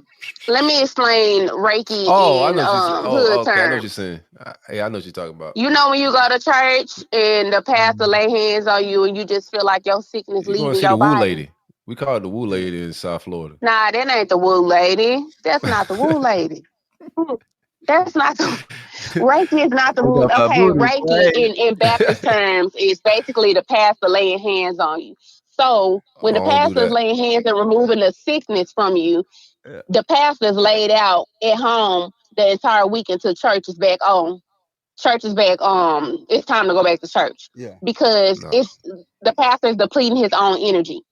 Now with Reiki, we're using energy from the plants, the sun. From the elements. Okay. So we're not draining our own self. Mm-hmm. I like that. So everything correlate back to the church. So this is how I have to talk to my family members who still Baptist. That's how I have to explain everything to them. Now with the woo lady, we call that a little left-handed work. 100%. So like a left-handed with cigarette. the left-handed work, what's a woo lady? Nice a woo lady? There's somebody in the background. What's a woo lady? Baby, I can be the woo lady now. if you Scare need her. to be. Go ahead and scare her. Scare who? What's a woo lady? You give her your draws and No, I'm good. What you was talking about the other day on your live? You had a live the other day. What was you talking about? Who live? Yours. You had a live and you was talking. You was going into detail on something. Oh, man, do you like, know what it was about? Yeah. Say what it was about so we can get to it, man. You got her like she probably going live all the time. You wanted to remember some Nah, she don't never. what you seen on live? No, I caught it. I couldn't unmute it because of where I was. I tried a Reiki session before and it was different because like you lay down and like they don't touch you or whatever. They just like they just moving energy over your body and like you feel something for sure. And it was different, bro. Like it was. I had to try one of them out. Yeah. Never participated in that. he been throwing jabs at your ear all show, bro. That's hilarious. Nah, Chi-Chi, you cool as hell. You definitely come back and kick it with us at any time on Dope Conversation. What Chi-Chi wanted to say though? What brought you on, Chi-Chi? You had a question to ask? Oh, y'all know I fuck with y'all too. Just wanted to say hello. Oh, that's love. Appreciate it. Definitely come back and kick it with us. I want the merch, all of that, and give me like your social media, all that stuff. I'm trying to be red. Does it ever feel like you're a marketing professional just speaking into the void? Well, with LinkedIn ads, you can know you're reaching the right decision makers. You can even target buyers by job title, industry, company, seniority, skills. Wait, did I say job title yet? Get started today and see how you can avoid the void and reach the right buyers with LinkedIn ads. We'll even give you a $100 credit on your next campaign. Get started at linkedin.com/results. Terms and conditions apply. This is Paige DeSorbo, the co-host of Giggly Squad. I have exciting news. McDonald's has all new McCrispy strips. It's chicken made for dipping. Tender, juicy white meat chicken with a golden brown, peppery breading. It's chicken so good it deserves its own sauce. The creamy chili McCrispy strip dip, a sauce that's creamy, savory, and sweet with a little heat. But it works with any of our sauces. I'm personally a barbecue sauce girl. Even sometimes I like ketchup. I'm just like basic sometimes. But I also need it in addition to any new sauces I'm trying. With a new creamy chili McCrispy strip dip, it's chicken made for dipping, only at McDonald's. Okay, type it in the you chat. Listen to the show, so I know you got some opinions. Yeah, type it in the chat. Okay. Type in the chat. You got to give us one of them 5 stories again one day about the you gave us the rope story. Hey, I got plenty of stories. Shoot a story. What you got? Yeah, what you got? Story time. Got time. Story time with Chi-Chi. Okay, what's the topic? 'Cause I have plenty. What's the topic? No. What's the topic? Yeah. Just throw a topic. I got one down there in the chamber. Y'all want to bring it up? Yeah. Bring it up. Yeah. What is? Bring up a topic while she on the kicking. Yeah. I'm sharing it. Can you pull it up? I want to know why you got the turtle behind him. Oh, my homegirl said, "Why you got Squirtle back there?" Oh, Squirtle, because I make people squirt. Yeah, she got a lot of homegirl. Right? What the fuck? Well, Squirtle, he get the people, he get the party going. Well, what the fuck, man? A backup plan? There is new research that shows half of all women have a guy on the back burner just in case things go wrong in their current relationship. Physician and national mindful living expert Dr. Romy Mushtaq is here to talk more about that. Dr. Romy, seriously? Good morning, Tom. I know, and Come on, this sounds positively guy, doesn't it? And I have to sit here and defend all of us women, but this is the latest psychology research. I was just as shocked reading this data. More than half of women who are happily married women are doing this, have a backup plan. And what is a backup plan? It means you have someone on the back burner. So a specific person they've identified. And in most cases, it was either an ex-boyfriend or an old friend who never made it to the dating category. Get out of town. Unfortunately, yes. And the problem is social media has just made it too easy to have such a type of behavior. Right, so I know you're here to say, though, yes, watch out, because this is anything but good. How you kill it, Trey? I already said all this. Like this shit ain't said. Hey, listen. No data. Of course, they all do. Go ahead, get your shit off. Hey, I don't got no motherfucker waiting on the back end, but it's a whole lot of them that want to date me. However, I am good and married, and that mind crazy as hell. You got backup plan though. Quiet, my bullshit. Hey, I'm married to a quiet man. Like he quiet. Like I can't even play those games, bro. Like hell no, man. That is your DMs ain't all the way closed. If you on Instagram, you on the apps. Man, my DM closed as hell, bro. Like hell no, man. Do your friends? Can you attest for your friends? You saying the right things on here, Chichi. Okay, so listen. My friends come shoot up my show. They know my husband, and my friends have been my friends since middle school, and they never sniffed me at all, and they better not try that. Let's not make it personal. Let's not make it personal. No, are you talking about my homegirl? Yeah, I don't want nobody sniffing nobody. No, I'm talking about your homegirls. Do they some of my homegirls ain't been saved and sanctified yet, and a lot of them ain't married, so. What they do is their business. They fall into the 70% category. What you think? What do you think? What do you think about the topic though? Like, what do you think about everything that she was saying, Nova? Like, what's your thoughts? So I do believe that is true in a lot of cases. It depends on like if that man is hitting every like little spot. Nobody's perfect, but yeah, I do believe that. Yes, women. I absolutely believe that is true, and I think the number probably actually be higher. Because social media gives them access. They know who's next. They know who. Well, you get a percentage for men. To know who next. Okay. Like man ain't gonna leave a relationship. It takes a lot for a man to leave a relationship. It takes a lot. Women had a backup plan to leave the relationship. Because it's not every woman is built to have two dudes at the same time. They either gonna be arguing with one and not giving them something. And be honest with you, somebody else. I think this era is just filled with a lack of loyalty.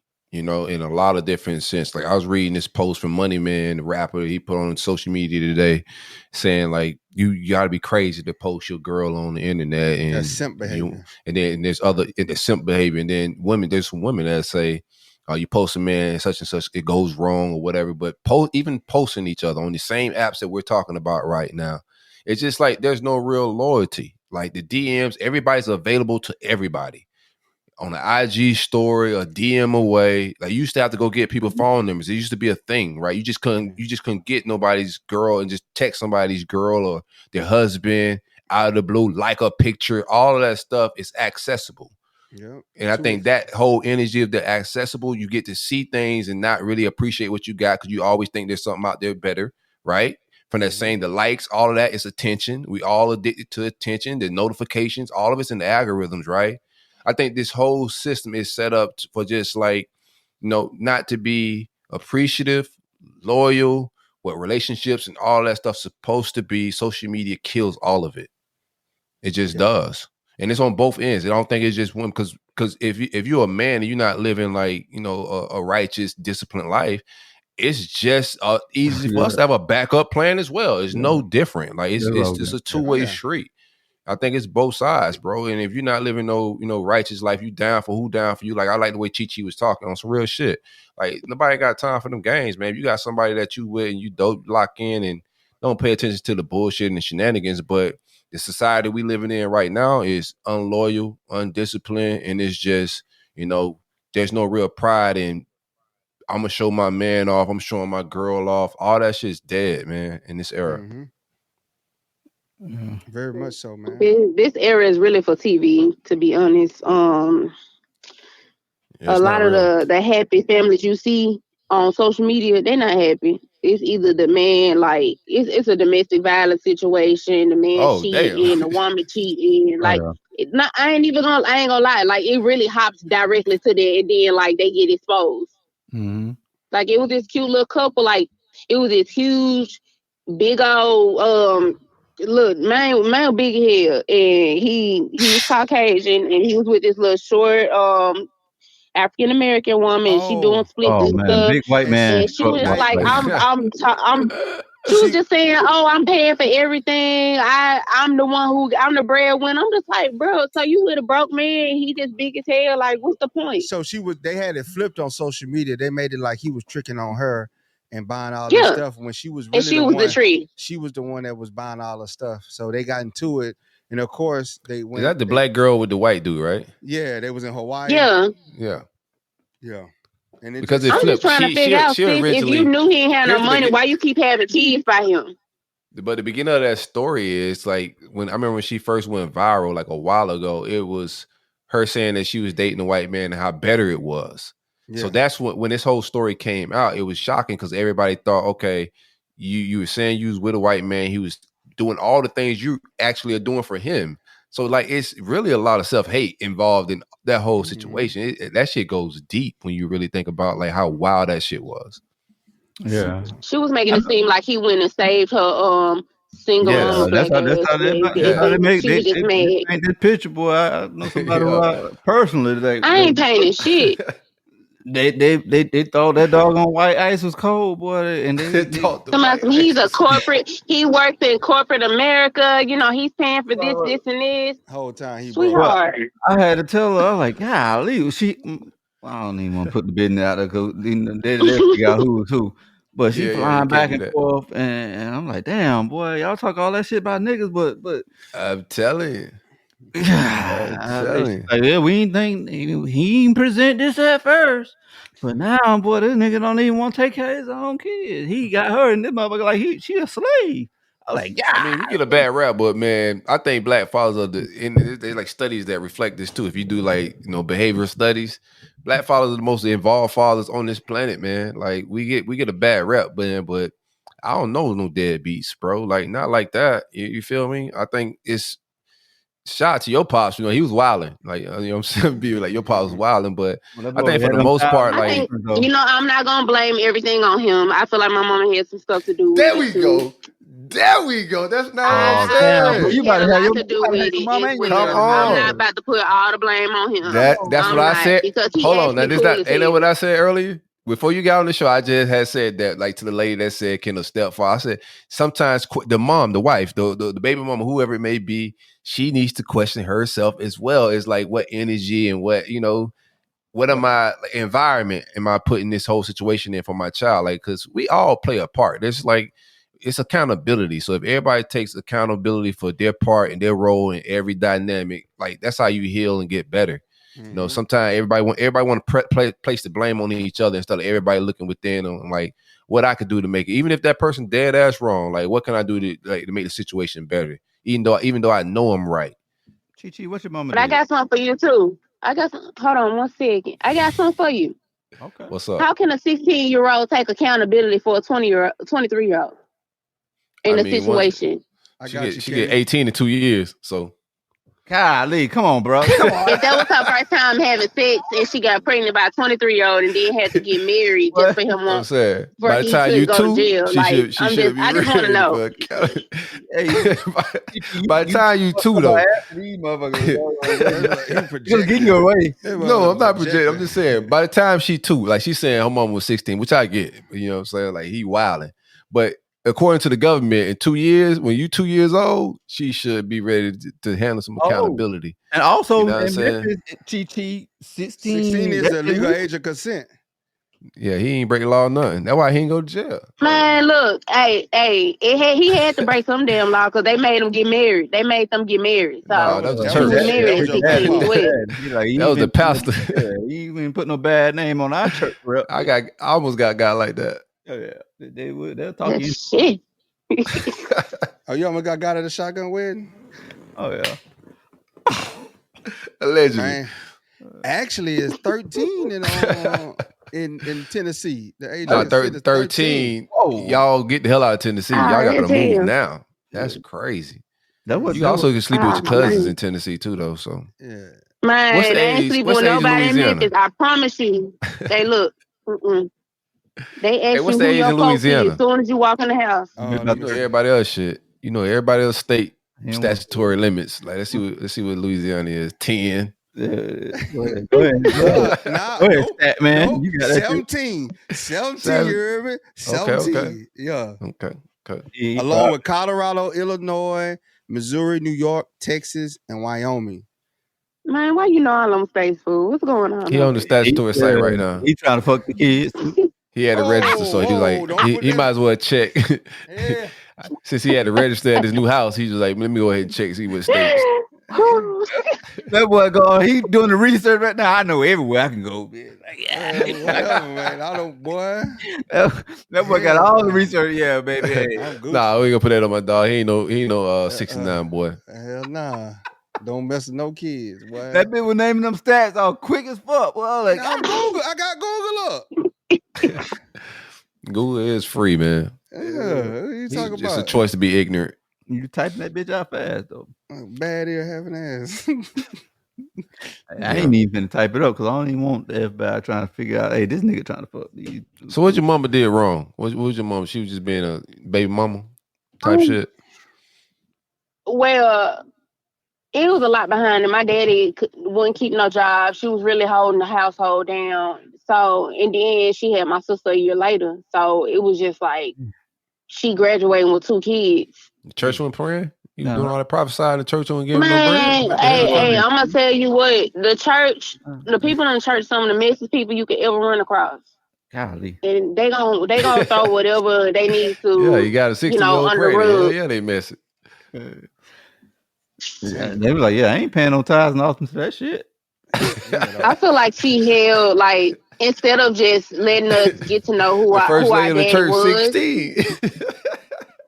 Yeah. What the hell she gonna tell me what to do? They did get married at the family church. Yo, the first lady of the church 16 is crazy, man. He's still preaching. She over crazy. teen night in. He's still preaching. The sister's trip. You know what? Yeah, he got his when he be preaching, I'm like, okay, I hear you, man. You know, They may be on that. I know them. I ain't let him baptize me though. I was just like, man, nah, this ain't living righteous. principle I want to live. Nah, Yeah. He ain't baptized me. I ain't take it that far. But where's the growth? Like, is there some you see some growth though? Like from I was able to talk to him as an adult, as a mother, as a wife. I was able to talk to him and that's peace. Yeah. Reintroduce myself as his daughter, as the mother and wife that I am, and the person who already finished my career. Like, I had to reintroduce myself to him, and he bought me my first Bible. I asked for that for my birthday, and was it Trump he had Bible? it, and I wanted it from him. Yeah, was it Trump Bible? Nah, that shit was rose gold, bro. I ain't want no Trump Bible. Oh, he probably would have disowned me. I ain't even gonna lie. I don't think I ever seen a rose gold Bible. Yeah, it's very pretty. I'm a little So your stepdad was a great stepdad, and he never bought you no Bible? That's crazy. You know what? He taught me the principles that I needed to to carry on in life. Yeah. Them brothers are needed, man. That was a great man. That was a great man. Like, and when I tell you, I call him that's my dad. And I was like, my dad never had to whoop me. Like, I was bad as hell, but he never had to. He just told me he was disappointed in me and stopped talking to me. And I just feel like my world shattered. Was your dad every time I looked around, he was there. What the fuck he was gonna do about it? Damn. I don't know. I'm just being completely honest. This is the same man that potty trained me. You gotta look at it like that. Like, my stepdad was in my life since I was 2. So you know what? I'm gonna tell you, they were actually playing dominoes in space together. Everybody was cool. That's real. That's good. Your mama controlled the house. Yeah, that was love. Everybody was cool. My stepdad. I'll show you some positions that I use on her, so you know how to. Wait, bruh, please. This could start a whole motherfucking war. So who was the spade partners? So it was my granddaddy and my dad, my dad Mike, which is my granddaddy would raise my dad, my biological father. So it was him and the man who raised me, Mike, and my stepdaddy now Too and many. my biological father were partners. Man, your mama was a gangster. Your mama had peace like that. Your mama held the peace like that. That's some peace right there, boy. I just feel like they all like was just like, okay, this is what it is. It was so good that your daddy was willing to sit around and wait. Golly. He was Hey, they got divorced. They got divorced before I was like 7, so it don't even matter. I'm saying he was willing to. So your mama sound like the problem, man. That's crazy. Probably. Let me get to the science of all this. Your mama had the sauce. No child left behind, man. Your mama had the sauce. That's dog. Hey. Dog really felt like dog was going through That's a North Memphis killer right there. Nah, let me tell you something. Like that, you right. Your stepdad a real one. Because let me tell you something, man. For that man to leave, like you're not his daughter whatsoever, but he knew what the hell you was going through when he got out of there. He's like, I gotta go around there and check on her because I'm. He never left. He never left. I'm leaving her here with this woman. There's no way I can leave this girl here with this woman. Hell no. He never left, and he never missed a beat. Damn. Shout out to that guy. You need to go back and read all their tarot cards. I know you say you don't do that business, but you might need to go back and, you know what I'm saying? Nah, because people come to me for the dumbest stuff. Huh? What's your perspective on the tarot cards, though? Like, what do you think about it? So, you can use different things for divination. You can even use some acorns, to be honest. I'm just saying, like, now in this season of everybody want to be woke and spirituality is a fad. Oh, no, they're getting that woke shit up. They're really pissing me off, and people can get some cards. Trump said, man, they can get some cards and like misread them. White people don't change what woke is. No, woke ain't the LGBTQ community and changing your penis to a vagina. That ain't woke. Like y'all done took woke and turned it into some weird shit. No, weird woke is something the black community came up. It was conscious, like aware, like spiritual, like these motherfuckers turned it into weird shit. They turned it into, like you said, LGBTQ, whatever. That ain't woke. That's weird. We said also DEI. This how I know that everything was like messed up, because I had this one folk. They came to me and they was like, "Oh, I want my car. I want some car read. Like, I want you to do a reading for me." And I went to Five Below and I went and got some little some scripture cards. It was just a plain old deck that had like scriptures on it. Read the shit out this lady, and she was like, "Oh my God, you're so right." I said, "Baby, I got these cards for Five Below. This ain't no deck." Damn. And that's the problem. Like, nah, because I will tell you the truth. And there's so many people like, do this man love me? No, he don't love you. He don't love you. This is not the man you want to be with. She was saying that she didn't have to use no tarot cards to tell her the truth, but the woman wanted the cards, so she got the cards just to appease her. Well, you gotta tell the people the truth, bro. You can't be going. I mean, that's religion. I told her the truth, but she wanted to see some cards, so I went to Five Below and I got some cards and still read the hell out of her. Golly. Yeah, and it be the older people. They be like, "Well, can you tell my husband that this and this?" No, baby, you're wrong. You're wrong. You're the problem. You're causing problems with your sister-in-law for no reason. Why are you acting like this at your big old age of 60? You a therapist? Oh yeah. Yeah, y'all. I'm not no therapist. I will walk off. That's why I tell them I'm not love and light. You're not finna come to me. Peace, sister. No, I'm not doing that. Let me ask you something. They y'all gotta get licensed and shit in this field? Like how that work? Oh no, not in Memphis. So I have my license as Reiki practitioner, and I'm in school for holistic medicine right now. Okay. I'm a prophet. It comes to me naturally. It's in me, not on me.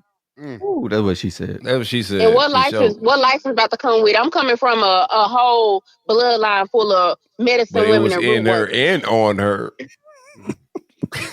Please. All right, we just being childish. Never mind us, Chi-Chi. Sometimes we just get childish. Look, hey, you ain't heard my accent. What you do? What you told you to do? You was going to do when you got on this phone call? You told me you had to go outside and do a spiritual reading, or you think you cheating right now? Because he quiet, so he might be right behind you right now. You said he quiet. No, I'm with my homegirl. We went to go eat some crab legs. Oh, okay. What's your homegirl think about everything? Is she listening in right now? She waiting in what the Woo lady is. Oh, she's still trying to figure out the woo lady. You got the woo lady science down, right? She done Googled it. Go You ahead and got the Google it, woo homegirl. lady in your passenger side. I'm still trying to figure out who the woo lady is. Okay, so Google it. You got the phone. I just told you y'all, got man. left-handed. You got left-handed work. You got left-handed work. That means you can work in the light and the dark. Okay. So you know the difference between the light and the dark. Okay. I would do left-handed work on pedophiles. Okay. Got it. Yeah. Okay, so you know the family pedophile that nobody wants to speak up on. Yeah, that's the one I get hold to. Got it. Okay, yeah. So you understand the gist of me? Yes. Okay, because I can't tell you everything on this. Okay. No, but who you was doing your left hand work to before the show? Boy, I don't do nothing. He wasn't doing no damn left. He wasn't doing no damn left hand work. I was doing crossover drills. Doing foot fetish. That's probably his bad. That's your genre, foot fetish. I don't put them feet on me. He said foot fetish. Okay, what about that hot foot powder though? Oh, what? Oh, damn, boy. Yeah, that's it. He started snickering. Hell nah. Boy got wet, didn't it? Boy got wet. I'm not a feet person, bro. No, but what about that spaghetti though? What? No, I don't Spaghetti. What the hell going on? I don't know what none of this is. I don't eat no woman spaghetti. I'm confused. The blood in the spaghetti. Oh, I know what you're talking about. Y'all said talking about the woo lady stuff. Don't eat no red sauce. Oh. The red sauce. I don't eat no red sauce. Yes, girl. I don't leave my underwear she from up north. House. Oh, she ain't country. She don't know. No what time underwear, it is, no hair. Burn your hair. Don't brush your hair over their house. Nothing. Oh, yeah. Ain't none of these new women know none of that, man. You can do all that shit. These new women house, they don't know none of that shit like that. Man, one of them woo ladies got their hands on Nova hair though. They ain't give it back either. They started plucking all that shit out. What it mean when you can't hear out one of your ears? Okay, Chichi, what it mean when you can't hear out one of your ears? What it mean? So is it like ringing? Yeah, is it ringing or what? Yeah, it's ringing. I feel like a message coming through for you. Yeah, there it is. Message. You know what I'm saying? Yeah. Message about that. The bag about to drop. Tell GG, that motherfucker bag about to drop. Well, wow. Your hand itching too? Your hand itching, Trey? Itching for some ads. Man, look, it needs to be itching for some damn money. Fuck the ass, man. Yeah. No, I got a skin condition though. That's why I was scratching my hand. I do have a skin condition though. But that's dealing with like my anxiety. It ain't got nothing to do with it. Maybe that's I know what to put in your box. Thank you for telling me that. Thank you. Trey got a box. God, Trey, why you had to all say y'all that? got a box coming. Y'all both. All three of y'all got a box coming. You sending boxes out? No, man, I got some aromatherapy shit for Trey. He said anxiety. I got some for that. Oh, I'm a aromatherapy. Yeah, I see you still in the uniform. Hey, Trey, I got the smoke. You want to pop on the drug test? I got you. Oh, I already got this. You got Undertake the weed? Oh no, it ain't no weed. It's herbal smoke. She got some stuff though. Chichi got some real shit on her site. I was watching it. I was like, yo, I got herbal smoke. You ain't gonna pop on no drug test. Yeah, I'm glad. Oh, no, I ain't. I was wondering, like, is this to smoke or is this like just for like? Yeah, you smoke. It's rolled up. What, ashwagandha and shit like that? I'm a 30. So not the ashwagandha. Blue Lotus is a big one. Damiana. I've had that before. I've had that. Mullein, mugwort. I put some of that in. I put lavender. I put all that stuff in my weed sometimes. Yeah. Oh, okay. So I'm gonna give you some too. If you mix it, you just gotta do half and half. Don't put too much. Oh, man, don't tell me how to get high. I know. I'm a pro. Oh, okay, big fella. Okay. the baby Snoop Dogg. Okay, big fella. Hey, when he's stuck on the couch looking stupid, hey, look, don't quote me. Nah, you ain't finna give me no left-handed weed now. I don't do that. I don't do that unless you really did some crazy shit. Oh, nah, man. The woo ladies for motherfuckers trying to beat murder charges and all that type of stuff, man. I ain't in that world. Yeah, and for the ones who doing the murdering. Yeah, that's who I don't. Yeah, I don't need no woo lady. I live a righteous life. Man, I wish we had Chi like socials and stuff we can run. Like we ain't even running our stuff. We're gonna bring her back on the show. She could be a regular. She kick it. I like the way she not Tell me what argumentative. mic I need. What mic? I'll send you a mic. I'll send you what mic you need. Oh yeah, he sent all of us. Gotcha. Y'all be talking about my man being there. He be right next to me laughing and shit. All right, last person we had on, that man was right next to him. This shit ain't him. Ah, well, shit. I don't know what type of man they got. Mine be laughing. He from Memphis too. We just be laughing. Hey, I'm gonna be real with you. Yeah, like dude, gotta be. You're not dating no regular dude. No. Mm-mm. Oh, we just the same. He just a little quiet. He look quiet. He look scared. Look quiet, man. I don't know. I don't fuck around like that. Yeah, no. I know what buttons not to touch. He from Memphis too. Yeah. Oh yeah. He from the side I never heard of. He from West Side or the Haven. He got a woo lady. Mm-hmm. Oh yeah, he definitely. Now he don't got no woo lady. Shit, I feel like he the woo man. One time for that man. He probably can give us the whole of what we had with the Tyson fight. He got his ass whooped yet? It ain't even came out yet.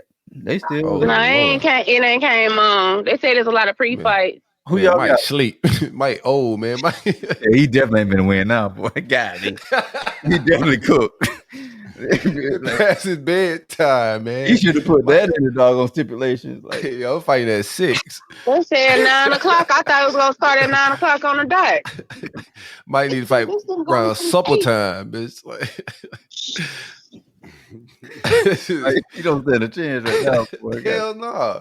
You know, 60-year-old people doing it this time of night, man. Joe Biden shit. That's what they doing. How you feel about the Tyson elections? Started laughing, I would have walked the hell out. I quit. I forfeit. Chichi, you're an interesting person. So how you feel about the elections in that world, if you care at all? I just like to hear people's just thoughts. So I feel like when it comes to old boy trying to run the country like a business, but old boy say a whole lot of crazy ass shit. I don't want to speak too much on it, man. Look, that sounds about right. That sounds about right. You said he's not. I don't want to go too deep. I don't think TG fucking with it. No, I don't care if you fuck with it or not. I just want to know. You know what I'm saying? But I think what she said is like spot on how like I view him. I don't view him no differently. I don't think he's presidential. I think he's trying to run it like a business. He's always been an ass. He's not presidential at all. I just feel like he was just like, let me try this shit and see if I win. And he won. And he was like, damn, oh fuck, I'm a president now. No, I think he's trying to change what a president could also be as well, right? Like I think the country is a business.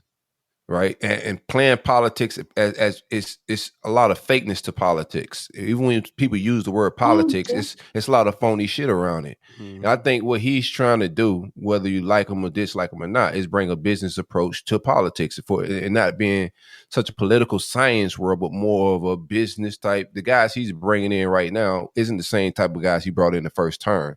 So I think like all of this is like a business approach to the way he's approaching the country. And it could be different the way, like, I think presidents in the future may be CEOs and not coming through regular political practices of the governor, senator, and all that type of shit. I think that's where the world going, where a CEO of a company can just like be the commissioner of the NFL and they get these other jobs. They could also be the president of the United States.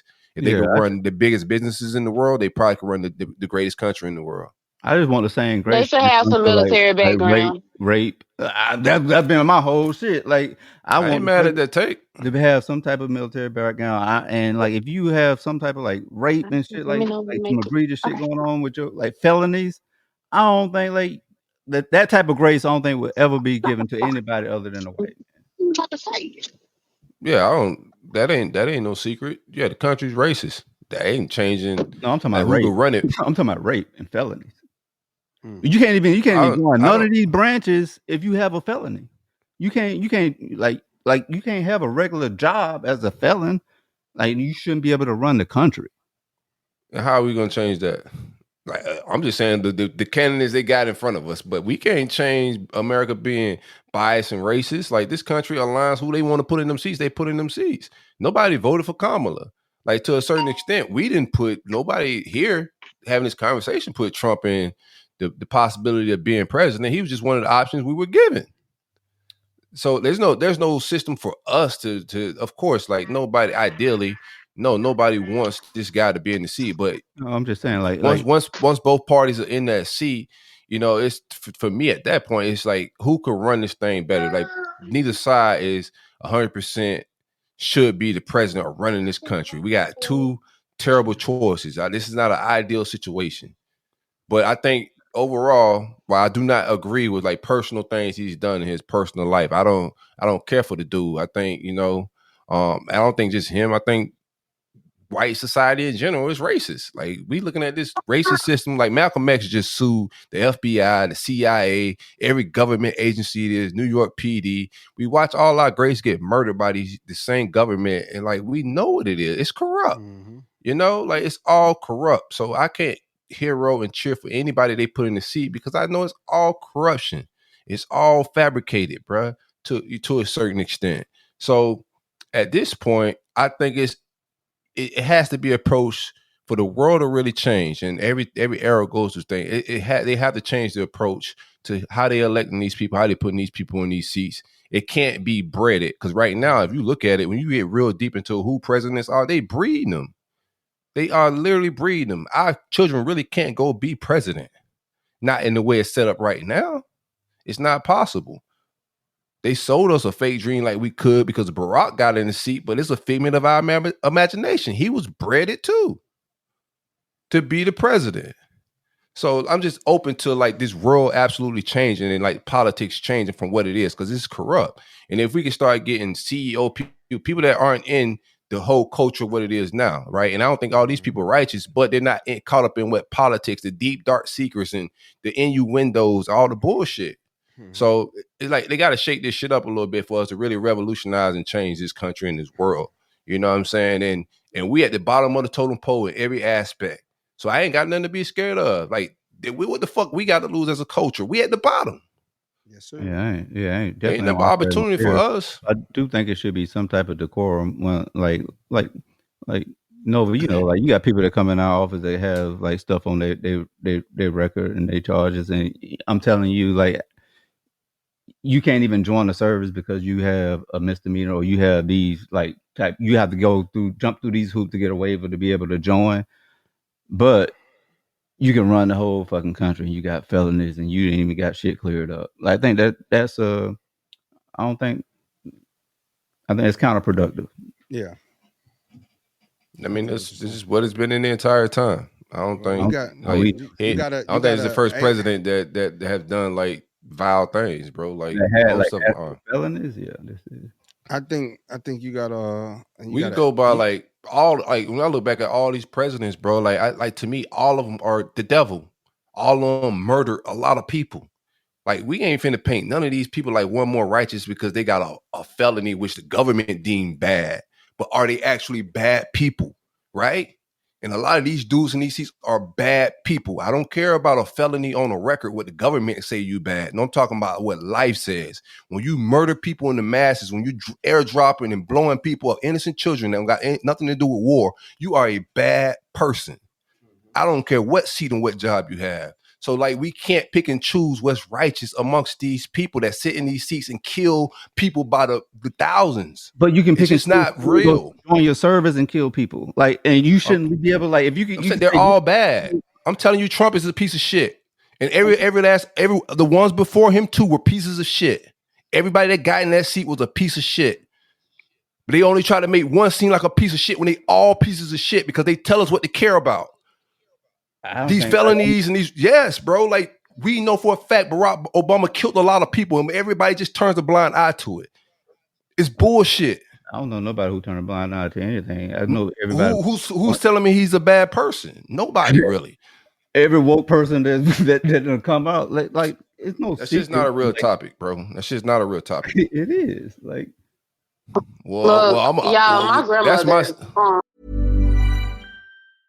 Does it ever feel like you're a marketing professional just speaking into the void? Well, with LinkedIn ads, you can know you're reaching the right decision makers. You can even target buyers by job title, industry, company, seniority, skills. Wait, did I say job title yet?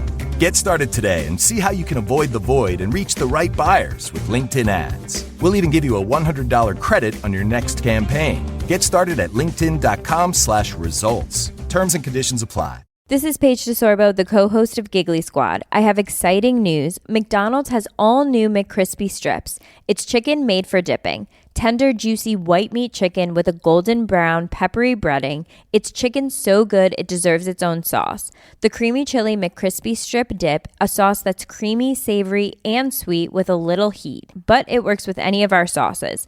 I'm personally a barbecue sauce girl. Even sometimes I like ketchup. I'm just like basic sometimes. But I also need it in addition to any new sauces I'm trying. With a new creamy chili McCrispy strip dip, it's chicken made for dipping, only at McDonald's.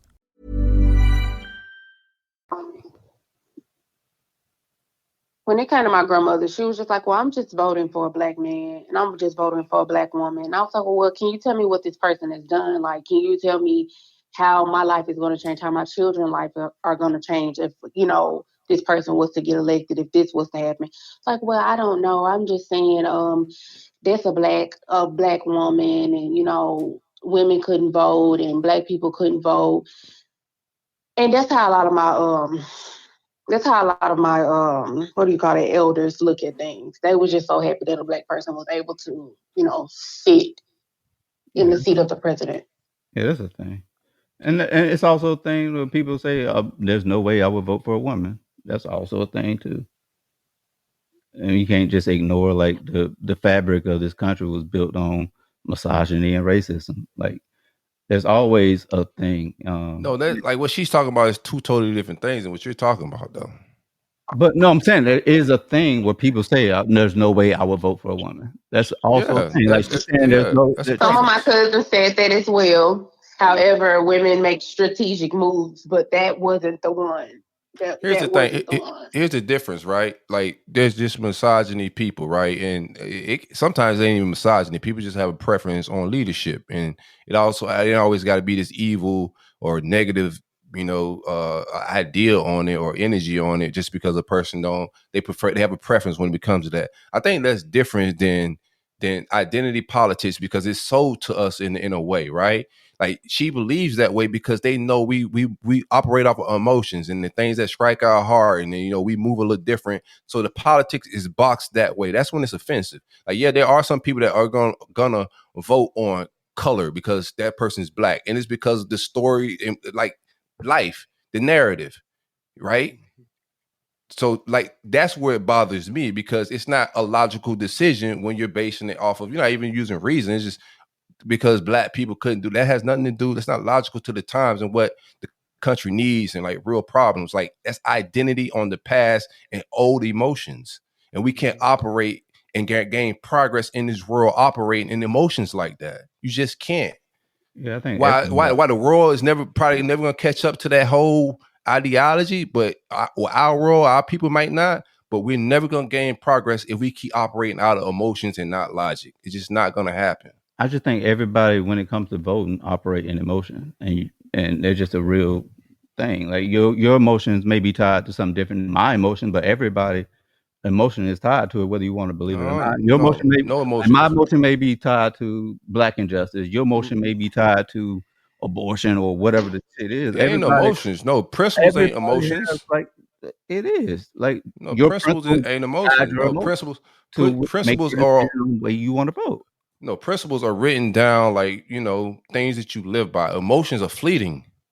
It's feelings. It's not the same thing. Like some people vote on principles and morals and religious beliefs, right? Those are written down scriptures and things, right? And some people vote or have beliefs based upon that. Not because they feel, she's black. Like that's two totally different things, right? It was real people saying, I'm not going to vote for her because she's a woman. And that's but that's no, I don't. Well, I'm not gonna vote. Me personally, I think emotions is tied to everything. There's no weakness either way. Like you have your whatever strong emotions you tie to for your morals and your beliefs. Those are your emotions for your morals, and my emotions for my morals and belief is just different than yours. It's just all like No, it's not all the same. That's why they measure emotional intelligence, right? Because you could be emotionally dumb and you could be emotionally intelligent. So all emotions are not the same. Like none of it, it's just not like the same, bro. Emotionally intelligent people know how to compartmentalize their emotions. They know when to use that, bro. Like, and that's how the more emotionally intelligent you are, is knowing when to use your emotions. Yes, when I'm in bed with my old lady and intimate, I should be more emotional. But when I'm going to the polls and doing things strategic about an entirety of myself, something but that's gonna also an affect entirety my of people. whole life is gonna affect my emotions. Whatever's gonna affect my whole life is gonna affect your emotion. It's gonna affect your living, everything. Not So what everybody's emotions. when you do like what they call the It's like if it didn't the matter who. I'm gonna tell you what is called the levels of hierarchy hierarchy. of shit that fucks with you. Your emotions is tied to it, whether you want to believe it or not. It is. That just I'm gonna tell you the difference, right? affect my life, it's There's gonna. no decision that's ever gonna get made on this planet, right? Like there's no decision like outside of my body that I can't control. I'm gonna be emotional about things I can control. And this is emotional intelligence, dog. I study this shit. I'm gonna be things that if I fuck up, I'll be upset and emotional about. But there's no president that would have. If Kamala would have won, it didn't matter if fucking Dick Gregory could have won. Like I don't care. Cornel West could have. It don't matter who would have won this. My day wouldn't. My emotions, nothing would have flinched because I'm not emotionally tied to it. But It's all your strategic vote, and it's all business. I would. tied to your vote. I'm not saying No, that it wasn't. outcome. That's Because what, if something, no, it wasn't. Because however it went, I wouldn't have gave a shit. that's what we I was see. gonna keep going on, moving on, like it was just Well, if another your day. emotions Like wasn't tied to it, why do it? because it's business, it's strategic. That's what I'm just saying. Like that's Your how we're emotions not supposed tied to to your move. business. You Your shouldn't vote personal with business. Your emotion. emotions. You shouldn't vote with emotion. You should vote with logic. Use logic to cast your vote. Because I'm That's voting what I'm on saying. I'm voting on the policies and things that's going to affect me, not emotional based. That's logic based. So I'm thinking about, okay, So let me put my emotions aside because that's a black woman and this is a white man. Let me lay out who's going to benefit me, my beliefs, and because those you know what I'm policies saying? affect you, right? So your Yeah, but emotions it's are not not emotion. tied to the policies that's going to affect you. Is what you're saying? No, my emotions not. Is my logic is my life, the way I go about life. Like if they stop my money, if one person is trying to tax me more, that's money. They ain't got nothing to do with emotion. That's money. That's money I make. So if I So if go your to a money is job, depleted, you wouldn't be sad. if my money is depleted, nah, I'll probably be in jail because I've been killed Man, don't somebody. ahead, man. Cause you killed No, but somebody because your emotions made you. I think You just stole Come my on, bro. money. Like, come on, y'all act like emotions ain't attached to everything. It is. Like, y'all no, wrong. it's not, brother. And like I think like you should be just a little bit like it's just an open conversation, and like you're not hearing what both of us are saying because we're saying the same thing, bro. No, like We can it just wouldn't have mattered. No, I'm not even talking about you. I'm just talking about our culture in general, right? It's very obvious that most of us voted for Kamala, and it was very obviously. And I said this leading up to I think people are getting set up for a letdown. I said that several times on this show. Like I felt like our people are getting set up. Like this lady's not about to win, and I felt like it was a setup. And then after she lose, it's like a falling out. People just losing their mind, going on social media. That's emotionally tied to something that you cannot control. That is low emotional intelligence. You cannot be that emotionally tied to something that you really can't control and freak out like that. And the whole woe is me or the world's finna end, we finna be slaves again, and people falling out with each other over what? Like this is it's just not isn't that deep, bro. It's all strategic. It's all business. It didn't matter who win. When Trump won the first time, it was the same energy. People flipped out, acting crazy. And I woke up that next morning. I had to go to work. I'm just like, bro, my day didn't just change. And I just went to work and stayed on Twitter, and life just went on, bro. And I just kept living my life. And that's what it's gonna be every single time. Like I remember when Obama won. Like I woke up the next day like, oh, we on top of the world. And like, no, we wasn't. Like nothing changed. You know what I'm saying? Like I'm too seasoned to know like this shit ain't finna change a whole lot.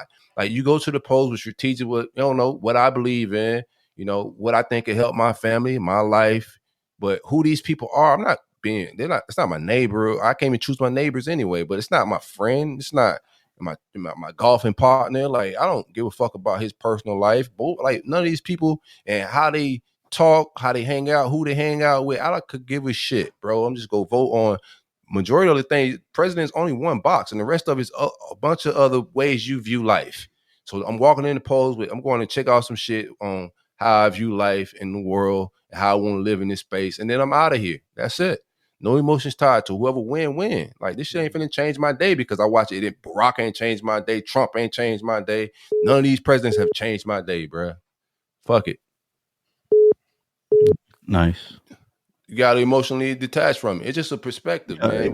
We got to emotionally detach. If you about to embarrass somebody, there's no emotion attached to it, right? It's just a business decision. You just about to walk down the aisle, and if she said no, you're not sad. You're equating. You see, I'm emotionally intelligent and to know, like, I'm not finna equate choosing a ballot in a box to choosing my lady. Like, it's just two totally different worlds. Yes, I'm vulnerable with this lady. I get to know her. Like, we in the bed. I just explained that. Like, you don't know these people. Like, there's no way they can let me down. I don't know them. Like, they're strangers. They just boxes I'm checking. And this is my lady I'm walking down the aisle with. Of course, that's not the same type of marriage of like situations you're comparing right there. Yeah, but nobody just totally different. Check a box just to check a box and not be emotionally attached to it when it affects their livelihood. So yeah, no, we're saying strategic, like life. Yeah, I just said strategically check a box. Strategically check a box, but if it don't go your way, some emotions was attached to why you checked that box. You didn't just say, "Oh, I'm just gonna go blindly check a box." I didn't say blind. I said with strategy. I said with strategy. I didn't say blindly. I said with strategy. Strategic is strategy. It's chess. So when there's no emotions tied to y'all businesses whatsoever. No, it's logic, bro. It's when you dealing business. When I do business moves, I use logic. You got to remove emotions for business, or you'll get burnt. You get burnt every time because when it comes to getting passion is just like you're talking about. Yeah, I'm passionate about my business, but it's still not the same thing. We're going to check off like being strategic in business and being passionate about, because some people are just passionate. There's some people got a business that's charity, right? And they passionate and they love that. That's not the same. Like, we got to be able to equate the differences here. It's not the same as like strategically making a decision in life, and you don't have to have your emotions attached to that, bro. Like, business decisions, every decision you make, even if you're passionate about the business, isn't going to be emotions attached to every decision. I fired some people, not gave a shit about it, but some other decisions I've cared about, right? So it's just like compartmentalizing your emotions, bro. But no, I think chess is chess. I think life is chess. You know what I'm saying? Like, when you're in college and you got to pick certain classes at certain times, all of that's just decisions you making strategically, right? To comfort your life. Like, that's all it is, bro. You just strategically making decisions to try to comfort your life or how you view life. But if it don't go my way, shit, I love weed. That shit ain't legal. So your morals is not. I ain't finna cry about it. Like, no, I'm just still smoking my weed. Your morals is not attached to your emotions. My moral attached to my emotions. No. It's how I was raised. Your morals, your beliefs are not attached to your emotions. No, my morals ain't attached to my emotions. Like, I morally think that like raping children is wrong. So that's all I'm gonna do is think about it. If somebody's actually raping children, I'm not finna go on some heroic thing, be sad and try to kill nobody. Like, nah, bro, that ain't my bag. I just think it's. But you had the opportunity to stop it. You would just be like, oh well, I'm compartmentalize my emotions and just walk away. No, emotions. My morals are just telling me that's wrong. I need to stop it or call the cops. Like, that's just morals. I ain't got to cry. Okay, so if that was on the ballot, that was on the ballot where like you're like somebody is like rape is on the ballot, and rape is on the ballot. What kind of ballot is this? No, I'm just saying, like you guys make it seem like your emotions were attached to whatever decision you made. No, it wasn't, bro. It wasn't. When I went in there, I used logic. I voted for this candidate because of this. I voted for this measure because of this. It wasn't my emotions. I don't think there's nothing on the ballots that requires emotions, though. Like, it's just like beliefs, real quick. I don't think there's anything on the ballot that was energy you guys were giving when it came to like the different abortion stuff. When it came up, you guys was hard charged about it. When it came up, beliefs. I wasn't hard charged about it. I definitely wasn't riled up about it. It's just beliefs, bro. It don't affect me one bit. They don't run it back. I'm not emotionally. Move on. Morally, I disagree with a lot of things that's going on. I said this is what I said about abortion. I said hold on. You're not attached to it whatsoever. It didn't move. No, I wasn't. No, because you see, all I said about abortion was right after the dog election. You texted like, "Oh, thank God, now we ain't got to worry about killing babies." So let you. I ain't say that. I ain't say that. Let's go ahead and move on. I ain't text that. That's the wrong text. I ain't text that. I said from the jump. Right. This is what I said. I said, I respect women's right to choose what they want to do with their body. But here's why I had an issue. They say my body, my right. But what if I don't want the child? Then I got to deal with it. I got to pay for it. Or what if I want the child and they go kill it? Then I got no say so in it. There's not emotions in it. That's just that's logic. I'm trying to bring logic to the conversation. Bringing emotions is not trying to listen to what I say and just hear that, oh, you're going to tell me what to do with my body. No, I'm trying to be logical about it. If you could tell me your body, your choice, and you get to do whatever you want with that baby, then why can't I say, okay, if I don't want the baby, why I still got to pay for it? That's me using logic. You know what I'm saying? If I say I want the child and you say no, you can go kill a child and that be that. And I ain't got nothing to do with it. But if I say I don't want the child and you have the child, I'm responsible for that child. How is that fair? There's no emotion. That's just logic. It's just logic. And that's what I said. Because at the end of the day, it don't cost me nothing. That's on the woman's conscience. She has to go through that. She has to make that conscious decision to end the life. Then why even care about it? Yeah.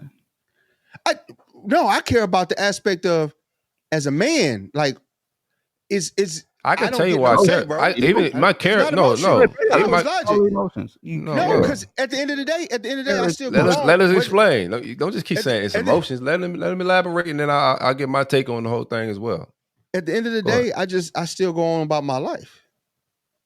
Whether yes or no, up, down, or whatever, my life still goes on. Yeah, even on that subject, like I brought logic and perspective on my whole viewpoint on the thing. It wasn't even just on control. I just see what it does to Black culture. We lead the league in abortions, and it's 38%. All about self-preservation. It's also that's strategy. Like this is just self-preservation is what everybody else is trying to do, right? We gotta be aware of that. Everything I be talking, be conscious awareness and strategy. It ain't about my emotions. It's about how do us as a collective strengthen. Like why are we becoming the smallest minority group? This is strategy. This is logic. Like we're becoming we're losing power if we keep killing our own. We're also killing the family dynamic. There's a family dynamic that's being missing in all of this. There was a time where as soon as a woman got pregnant, they got married, right? And while I'm not saying that's the answer to that situation, what I'm saying is the narrative has switched where at least in those days, right, you got a family unit. Now you're not only slowing down your birth rate, so now your abortion rate's higher than your birth rate, right? So you're going backwards while every other race is going forward. That's bad strategy and bad logic. So while I do have other opinions on it, that's a large strategy and logical stance on why I do not believe in it and why they need to put guardrails around it. I'm not saying in totalities. Of course, there's exceptions to the rule, but they got to put guardrails around it for us strategically, or if not, we will wipe ourselves out. That's where the numbers are going. We're going backwards. So it's just strategy. Me, it was just a deal. Like, I'm not a woman. That's not my, that's a woman's right. I respect your opinion. Yeah, there's no bad opinion. If you want to bring stats into everything, we also lead the league in prison. We also lead the league in league in all this shit. So I don't you want me to vote for? They have that prison on the ballots. We talking about what's on the ballots, brother. We talk about all that stuff. Let's ask Chi-Chi. Chi-Chi, what do you think? You use emotions or logic when you went to vote? You still with us? Listen, I forgot she was on the phone, bro. I thought I forgot Chi-Chi was on the show. Listen, it's a lot going on right now. I don't go and vote using emotion. I don't. And I would say this because it's a lot of things I could have said, oh my God, he wants us to just if people with women's rights about abortion. Now I stand on two different sides because I'm just like, okay, when it comes to rape and it's a lot of things that can a woman don't want to keep that baby if it how it was conceived. Yes, I respect and that. I honestly I respect that. And then it's things like some children they get pregnant from the wrong things and they want to go on to they start their career, but a baby is going to push them into another zone. It's going to make things harder for them. Right. So when it comes to abortion, I feel like that is the woman's choice. However, on the other end, if a man tell me that they don't want that kid, it's up to me to keep it. It's up to me. If he says he don't want anything to do with it, then I should know that, okay, I'm going to be doing this alone. He already blatantly told me that he don't want nothing to do with the kid. I'm not going to go out and try to force him to be a father when he already told me that he don't want to be one. It's up to me to keep the kid and raise the child on my own, right, or to have an abortion.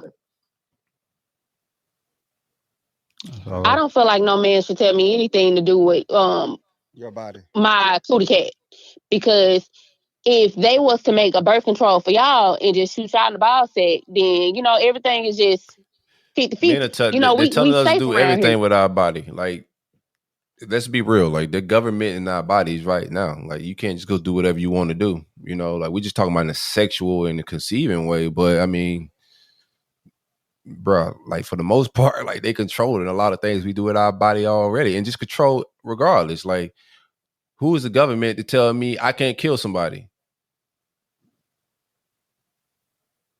Look, I'm gonna tell you like this. I was born and raised in Memphis, Tennessee. Look, I was born and raised in Memphis, Tennessee. I don't see no family members having abortions. Like they don't. I got a cousin right now got 10 damn kids running around knowing she don't got a pot to piss in and don't even got nothing to feed the kids with and just on food stamps. Yeah. She ain't getting out one damn abortion. I'm trying to see why the hell she keep having all these kids and can't afford to take care of them. Somebody gotta have them. Shout out to her, man. Like, one of them might go be your daddy or something. Bullshit. She might got listen, man. Look. No. All right, don't be the ones. No, CT, you talking that shit. Don't be the ones that look. I'm looking at it from a logic. This is some logic shit. Let's think about it logically, right? Yeah. Let's think about it logically. This is a family member that is sleeping on my great aunt's floor. Yeah. Oh, a 2-bedroom house. I know this story. With her 6 kids. With her 6 kids, right? And the other 4 are grown. Damn. Now, she just restarted the cycle because her 15-year-old... I hope she's gonna be mad. She's gonna be mad she hear this shit. Whole family gonna be mad. She don't even... Man, look, she only got access to the internet. We don't got to worry about that right now. And she can't even fight, bruh. So go ahead. Look, if you can't whoop my head, just go on about your business, bruh. Hey, I look at it like this. You restarted the cycle. That's hilarious. You restarted the cycle. Yeah. And her 15-year-old is damn pregnant. Oh, dang. And I blame the parents. I blame the parents because every year since I graduated high school, when at the church, she never stepped foot in the church until Christmas time. We had to do an angel tree. She sounded like she had the whole play figured out for the Christmas play. Bro, and kept having these little jokers, bro. Kept having them, and they like nuisance to society. They just... She got the 12 wise men. She got them. Man, she can't get married. Look, she can't get married because guess what? The food stamps and stuff gonna cut off. You can't get... She can't get married. The food stamps gonna stop. You see how government assistance keep families from getting together? I say, she won't get married I'ma because tell you there's like food this. assistance. See how that government assistance became a man? The first thing they ask you is there a man in the house? That's the first thing they ask you. Because they gonna put that man on child support for no reason. Oh, yeah. Yeah, it's all. He can be taking care of his kids, doing everything. All this boils down to like taking control of our own families and keeping the government out of our business and just family unit. Like, this is just broken down families, man. Like, unity, families build nations, and until we fix the family dynamic, bro, like it's not that far-fetched and far off, man. Like, look around society. Marriage is family. it prevents degeneracy and all the other bullshit we're dealing with, man. Just order. Some people do not want more for their lives. They don't want more for their children. Some people do not care. That's a fact. That's why I wipe my hands clean with her. That's it. Yeah, they're gonna vibrate where they vibrate. Yeah, Harry had to do the same thing. She can get everybody to leave the damn plantations. Some people like, nah, I like it here, Harriet. Yeah, she's like, hey, Harriet was giving them good old herbs to the baby so they wouldn't cry. Lock Harriet ass up today. That shit. Yeah, Harriet been shot at. Child Protective Services around there. Yeah. Hey, we gotta get a party. Why they keep saying we going back to slavery? That's the biggest thing. That's why I'm sitting over here trying to I'm like, who going back to slavery? Like, what plantation y'all gonna be on? What? Who? So you telling me we don't got a lot of Nat Turners and Harriet Tubman? I can tell who just missed. I can tell who just missed like basic, just like educational classes because they had a cotton gin in my school books, and we figured out real fast why like slavery was just going a whole nother way regardless because of the cotton gin, right? You think Elon Musk will have some solar powered cotton machine that they ain't got to worry about running from human labor? Get robots. It's robots out here. But he gonna find y'all gonna have to do something. Here's the thing about like our neighborhoods are full of just hold on, y'all go ahead. Beef, shooting at each other. You think I'm worried about? Nah, bro. I called them boy from Chicago to come handle things. I expect them boys to stand on business. I don't expect us to be turning into slaves. The same thing that happened at Tuskegee University gonna happen. They pull up with some slave talk. These boys got guns that the military got, man, switches, all type of shit. These boys they don't even want to go get a job. They can't shoot. Being a slave? They can't shoot. Bro, they tried to down a spear. You gotta aim with no. You gotta aim with no switch. Man, look, and these the same ones. And me and my homeboy was talking about this. All the OGs either dead or in jail. As soon as these little boys end up in jail, they over there crying and shit, and being tossed up and down the floor. Yeah, but slavery ain't happening. Is what I'm saying, Chi-Chi. Like the people I know it's not happening for sure. The people that was posting that kind of stuff are the chumps in life. Like for you to even have the mindset that a person would enslave you, you already got a slave mindset because they ain't nowhere in my imagination. Like that's been a possibility to even craft up the tweet or the post. No shit like that. I wish a motherfucker would cut on my doorstep talking about slavery. Man, some of these niggas they're gonna take the dog on bait and take that. Yeah, the ones that's posting that weak shit gonna be the ones like the ones that got that on their mind. Goofy somebody ass. made a comment on TikTok saying that the minute they grab your family member, then you're gonna be singing a different tune. No, I'm just gonna kill everybody. I don't care. No, my family got papers. That's why I ain't watched The Handmaid's Tale. That's why I ain't watched this shit. I ain't gonna lie. Man. I don't. You watch too many movies. I'm not one of those dudes that go, "Oh, you got my family member." You know, I'm like this. If I get caught, bro, don't be over there giving up the world for me. Like I'm gonna die. Don't worry about it. If I'm in captivity, I'm either gonna escape or I'm gonna die. It ain't gonna be. They ain't finna torture me, bro. That's usually how it go. No, they ain't gonna torture shit. I'm conjuring up all my ancestors from here and now. Why are we even thinking about this? Like any of this? This is just not a thing. Like that hasn't. Like I'm just nowhere has any of this happened. Yeah, but I just think it's just total. That's a weak mindset. It's fear mongering. It's fear mongering, bro. That's just a weak mindset, bro. Like if you let people enslave you, you was never free to begin with, bro. If you go willingly into some slavery stuff, bro, you was never free to begin. I just seen a lot of weak niggas, and I just know, like, yup. Oh yeah, I know that. I know that. And we was at a doggone game. I was like, they told bro, like police had told bro, it was a military honors game, and we out there, and you know, like we all like it was a young airman. He was in the Air Force. And they had us right by the locker room with the football players, and dog wanted to just see the players come out. And the security guard came up to him, and he was like, "Yo, get back or I make you get back." Well, maybe. And he was like, "Well, where you want me to stand?" And he was like, "You know what?" And he just dragged dude up out of there, right? Oh, nah, see, then we would have been, we'd have had to go on tussle. Oh, you know what? I would have thought lawsuit. I would have thought logically, without emotions, and thought that's lawsuit. But we talking about ourselves, like. I would never see slavery. It's like, are there weak dudes in this planet? I can't speak for the entire black race. I know I ain't finna ever be no slave, so that's not even gonna enter my mind because that'll never happen to me. I die. I will die and lay down blood for my freedom. You know what I'm saying? So what another man may do, that's up to him. But I'll never see slavery. I'll be dead. It may happen to other people. Like y'all may get bundaged up, but nah, I'm gonna go down in flames about mine. So I can't speak for the entire race. Yeah, some suckers. 100%. If some motherfucker come to my door and tell me I'm about to be a slave again, yes, I'll die about it. You kidding me? No, but I got that cotton tuck. They just split silk shit, man. What side? That's how I felt about dog. They took dog out, bro. And I went up to the commander, dog. I was like, yo, bro. I was like, yo, that's fucking just all this lead, dog. And he was like, he was like, no. He was like, this is a. Why you just bucket yourself? Fuck it. They're gonna be like, because I took it as a lesson learned. I was like, yo, you know what? Last time I did some shit for niggas and they just did the same shit you did. And I looked at my dude. I was like, yo, this is right here. I looked at him. I said, see, this is why, like, when you step out and you do some shit like some for the cause.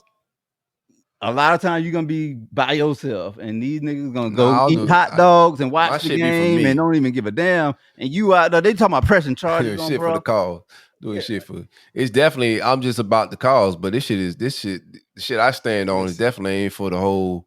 No, it's for my lineage, you know, and I feel what you want to leave here. Man. You know what I'm saying? They drugged out, and his commander and them came back talking something. Oh, they talking about pressing charges. I said, dog, well, all is just say fuck it and leave, dog. I said, what they gonna do? And he was like, this is America. I was like, what, nigga? Like, I'm gonna tell you, they're gonna be like, we sent the slave unit over there, and he laid everybody down the first wave. We're gonna have to. Nah, see, they knew before they grabbed them too. Like they also like they know who they could grab on. Right? He just had some chump energy on them.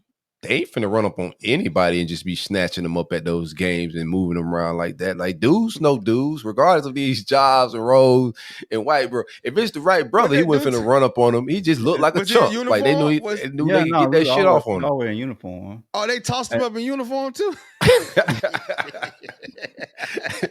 know what I'm saying? Boy, needed a Navy uniform. No would have been him, that motherfucker in the doggone Delta Lounge eating hot dogs,